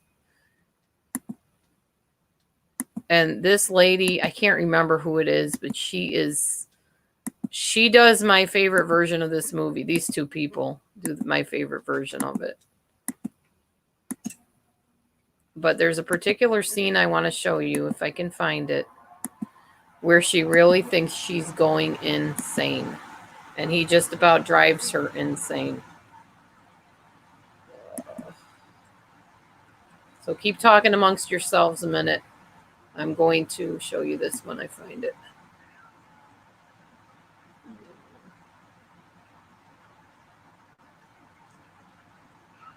There's a couple of them I want to show you.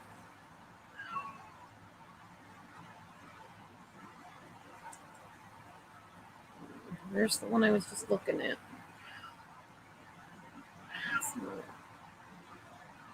Does he want to go out or what? What's his deal?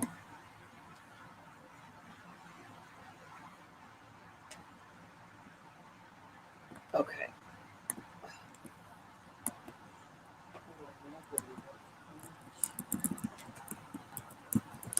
Full movie, great movie.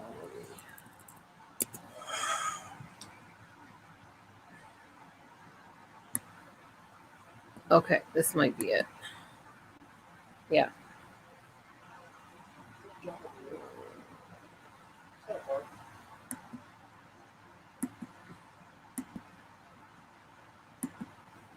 There's one part in particular.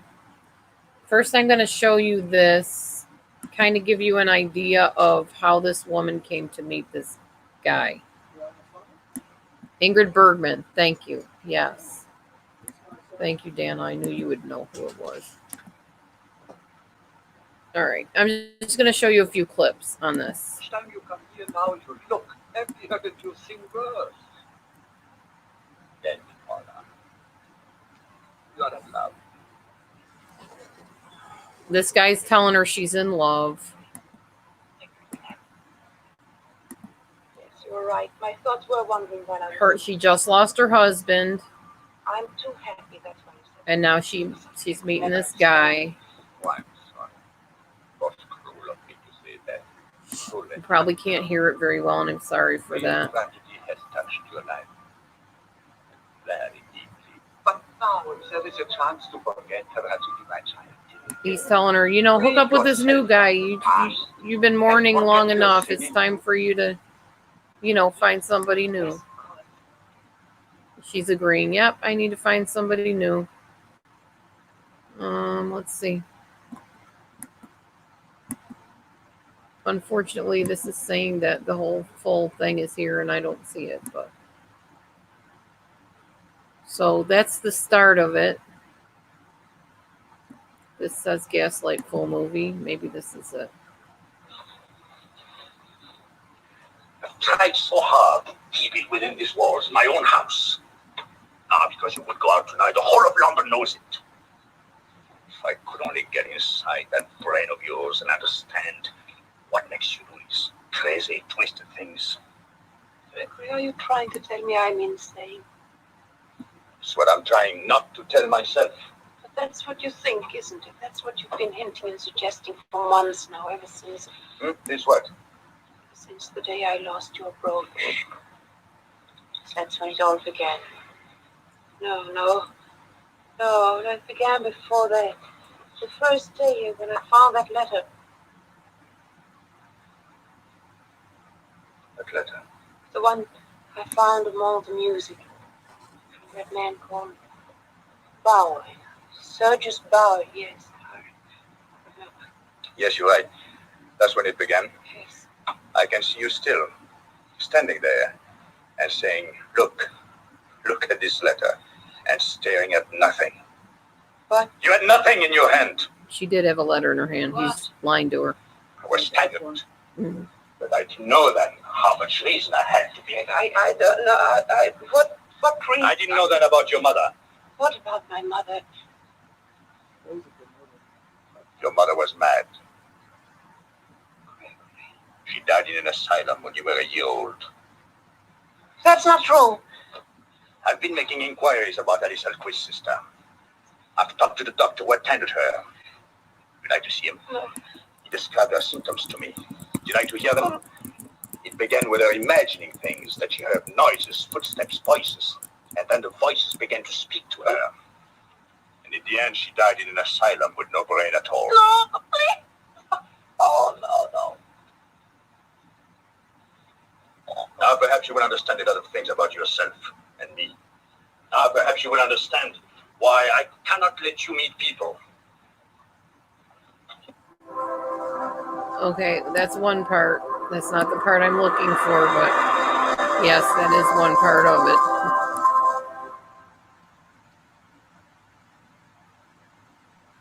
Searching for the perfect family ski vacation? Hold on. I'm going to have to turn off the ads, of course, while I find this. Okay. I might have to just show you on here because I can't find it on there. This is with a different actress.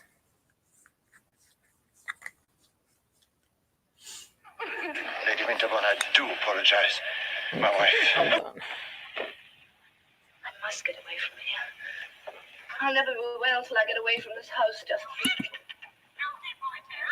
Sorry, y'all. I'm trying to do this. Come outside, Judy.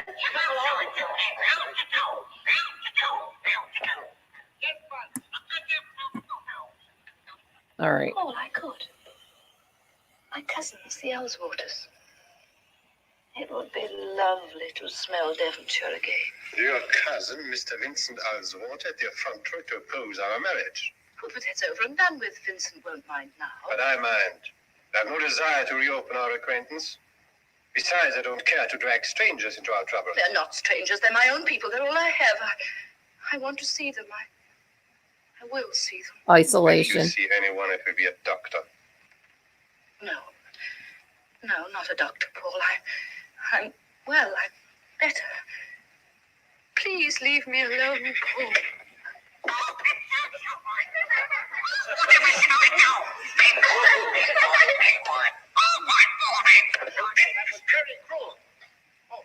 But I don't see how I can take the responsibility for you any longer.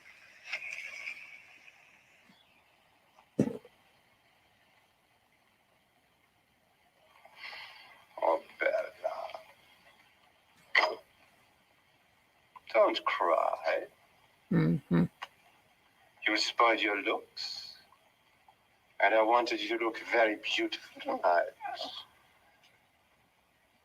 Have you any objections to being seen out with your husband? Why are you going to take me out? There's a charity concert tonight at Winterbourne House. I could get tickets, I know Lady Winterbourne. Concert and you take me. I should enjoy it, my dear, provided. Oh, how wonderful. Provided that you promise to control yourself. To behave as you know I'd wish my wife to behave. I promise. What shall I wear? Whatever you look prettiest in, my dear. Flattery. Bella, wear the cameo brooch I gave you when we got engaged. I will.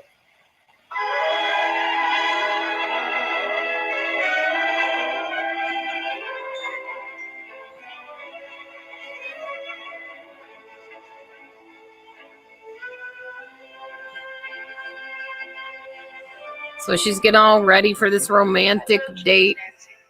Big cameo. Yes.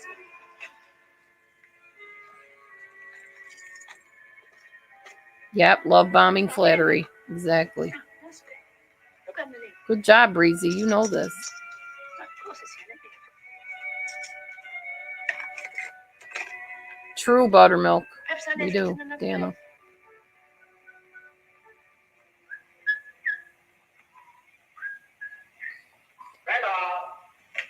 Time to start. Come in, Paul. Nancy, my coat. This is the scene that sticks out to me more than anything in this movie. This will do.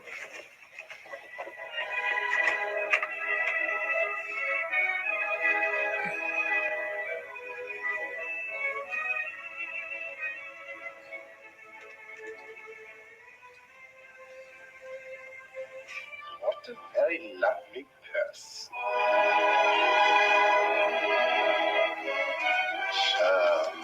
But not my brooch. I would have worn it. You know how fond I am of it, only it didn't go with this dress. Well, I wouldn't presume to criticize your taste, but your hair is it quite right? Come, I hold that. I won't criticize you, but here you go. I'm going to criticize you. And he's holding her purse. It's 7:45, Bella. I think I'm making it worse. My hand's quite shaky with excitement. Here comes the gaslighting. Shortly. I think I'm going to enjoy myself tonight.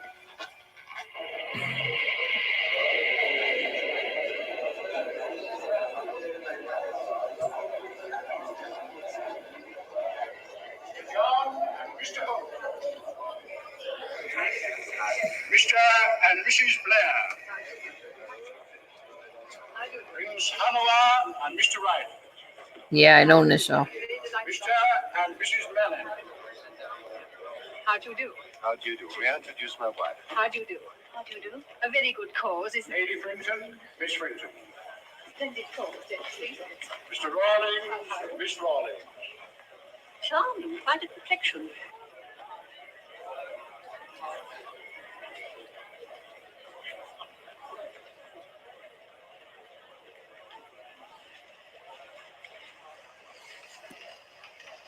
You're the most beautiful of all. More flattery.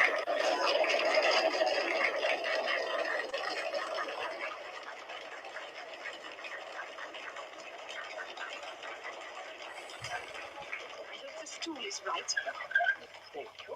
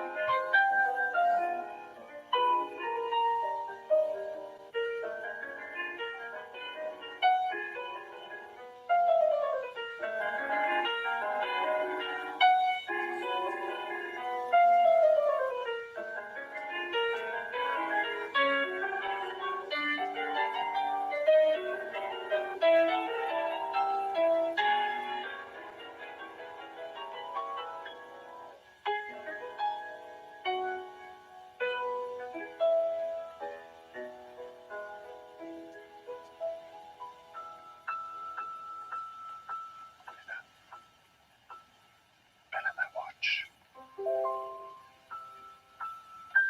My watch is gone.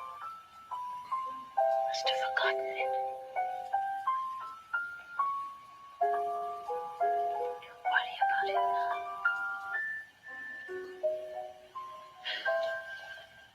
I don't know anything about it. It was my pocket when we left the house.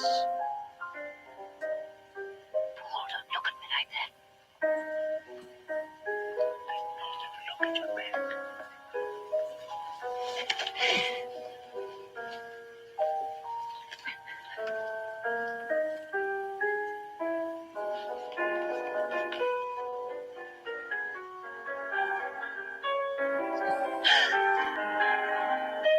I didn't put it there, I swear I didn't.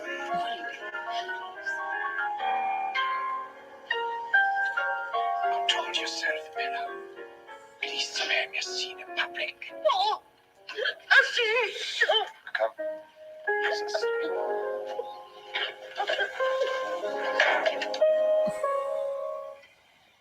Okay, now it's easier to see that scene with Ingrid Bergman in it. Basically, when she went to get ready, he took her purse and put his pocket watch in the purse. And as the music is intensifying, which I don't think was an accident that he did it this way, he starts saying, Paula, where's my pocket watch? I think they named her Bella here or something. But where's my pocket watch? He's like, I don't know. Don't worry about it. We're at a concert. That's what I've been telling him too. I'd be like, who cares about your pocket watch? Big deal. You left it at home. And he's like, no, let me see your purse. And he's like giving her this look, and she's like, don't look at me like that. So he grabs the purse and, of course, pulls out the pocket watch. And she thinks she's going crazy because she knows she didn't put that pocket watch in there. So that was the scene that stuck out to me the most in this whole movie. This movie, if you can get a hold of it, is definitely a depiction of narcissistic psychopathology at its worst. But I could feel everything she felt in that movie. I could just feel the fear of, what's going on. Why is he looking at me like, does he think I took it? And then to see that it's actually on her person and she did not take it. And she could not convince him that she did not take it because he was doing everything he could to try to prove to her that she was going crazy. That was the whole point of that video, that movie, I mean. Anyway, I'm going to get going now, but I appreciate everybody. Yeah, buy it online. I like the one with Ingrid Bergman much better. Oh, I cried through the whole thing and I shook through the whole thing, and I definitely could feel what she felt because I felt that before with Susie, the mentor. She did a lot of that stuff to me for almost 6 weeks. Yes, he's humiliating her by design. Exactly. In the end, she gets her revenge, which, of course, I was cheering about because I'm like that. The point is, people do this to us, and there are people online doing this to us where they will make videos and take little clips of your video and make it look like you said something you would never say. My consolation to those of you that is happening to or has happened to is your true friends know you. They will know what you would and wouldn't say. And to the other people that don't know you and they want to believe that garbage about you, well, that's on them. You can't change what other people think of you. It goes on all the time on YouTube. There's nothing anybody can do about it because YouTube's not doing anything about it. It brings them views. They don't care. They like the attention. I think YouTube's a little bit narcissistic and histrionic too. Anyway, I have really enjoyed this time with you. It's been a long time. It's been 3 hours and 20 minutes or seconds or something. I don't know. I can't read clocks very well. Anyhow, I'm going to get going. I'm getting hungry. I'm sure my husband wants to eat. So we really need to do that. Breezy, if you want to talk to me, I'll put my email here so you can write to me. Write to Breezy if she'll give you her email. She's a good person to talk to about this kind of stuff. Thank you so much for coming in. I'm sorry for everybody going through pain with your awful people that you live with that are just so disturbed. I wish I could fix things for everybody, but I can't. I just can expose it and bring the knowledge about it. And hopefully you can make some good choices that are healthy for you. So God bless you. Thanks for tuning in. I'll see you next time. Have a great one. Bye.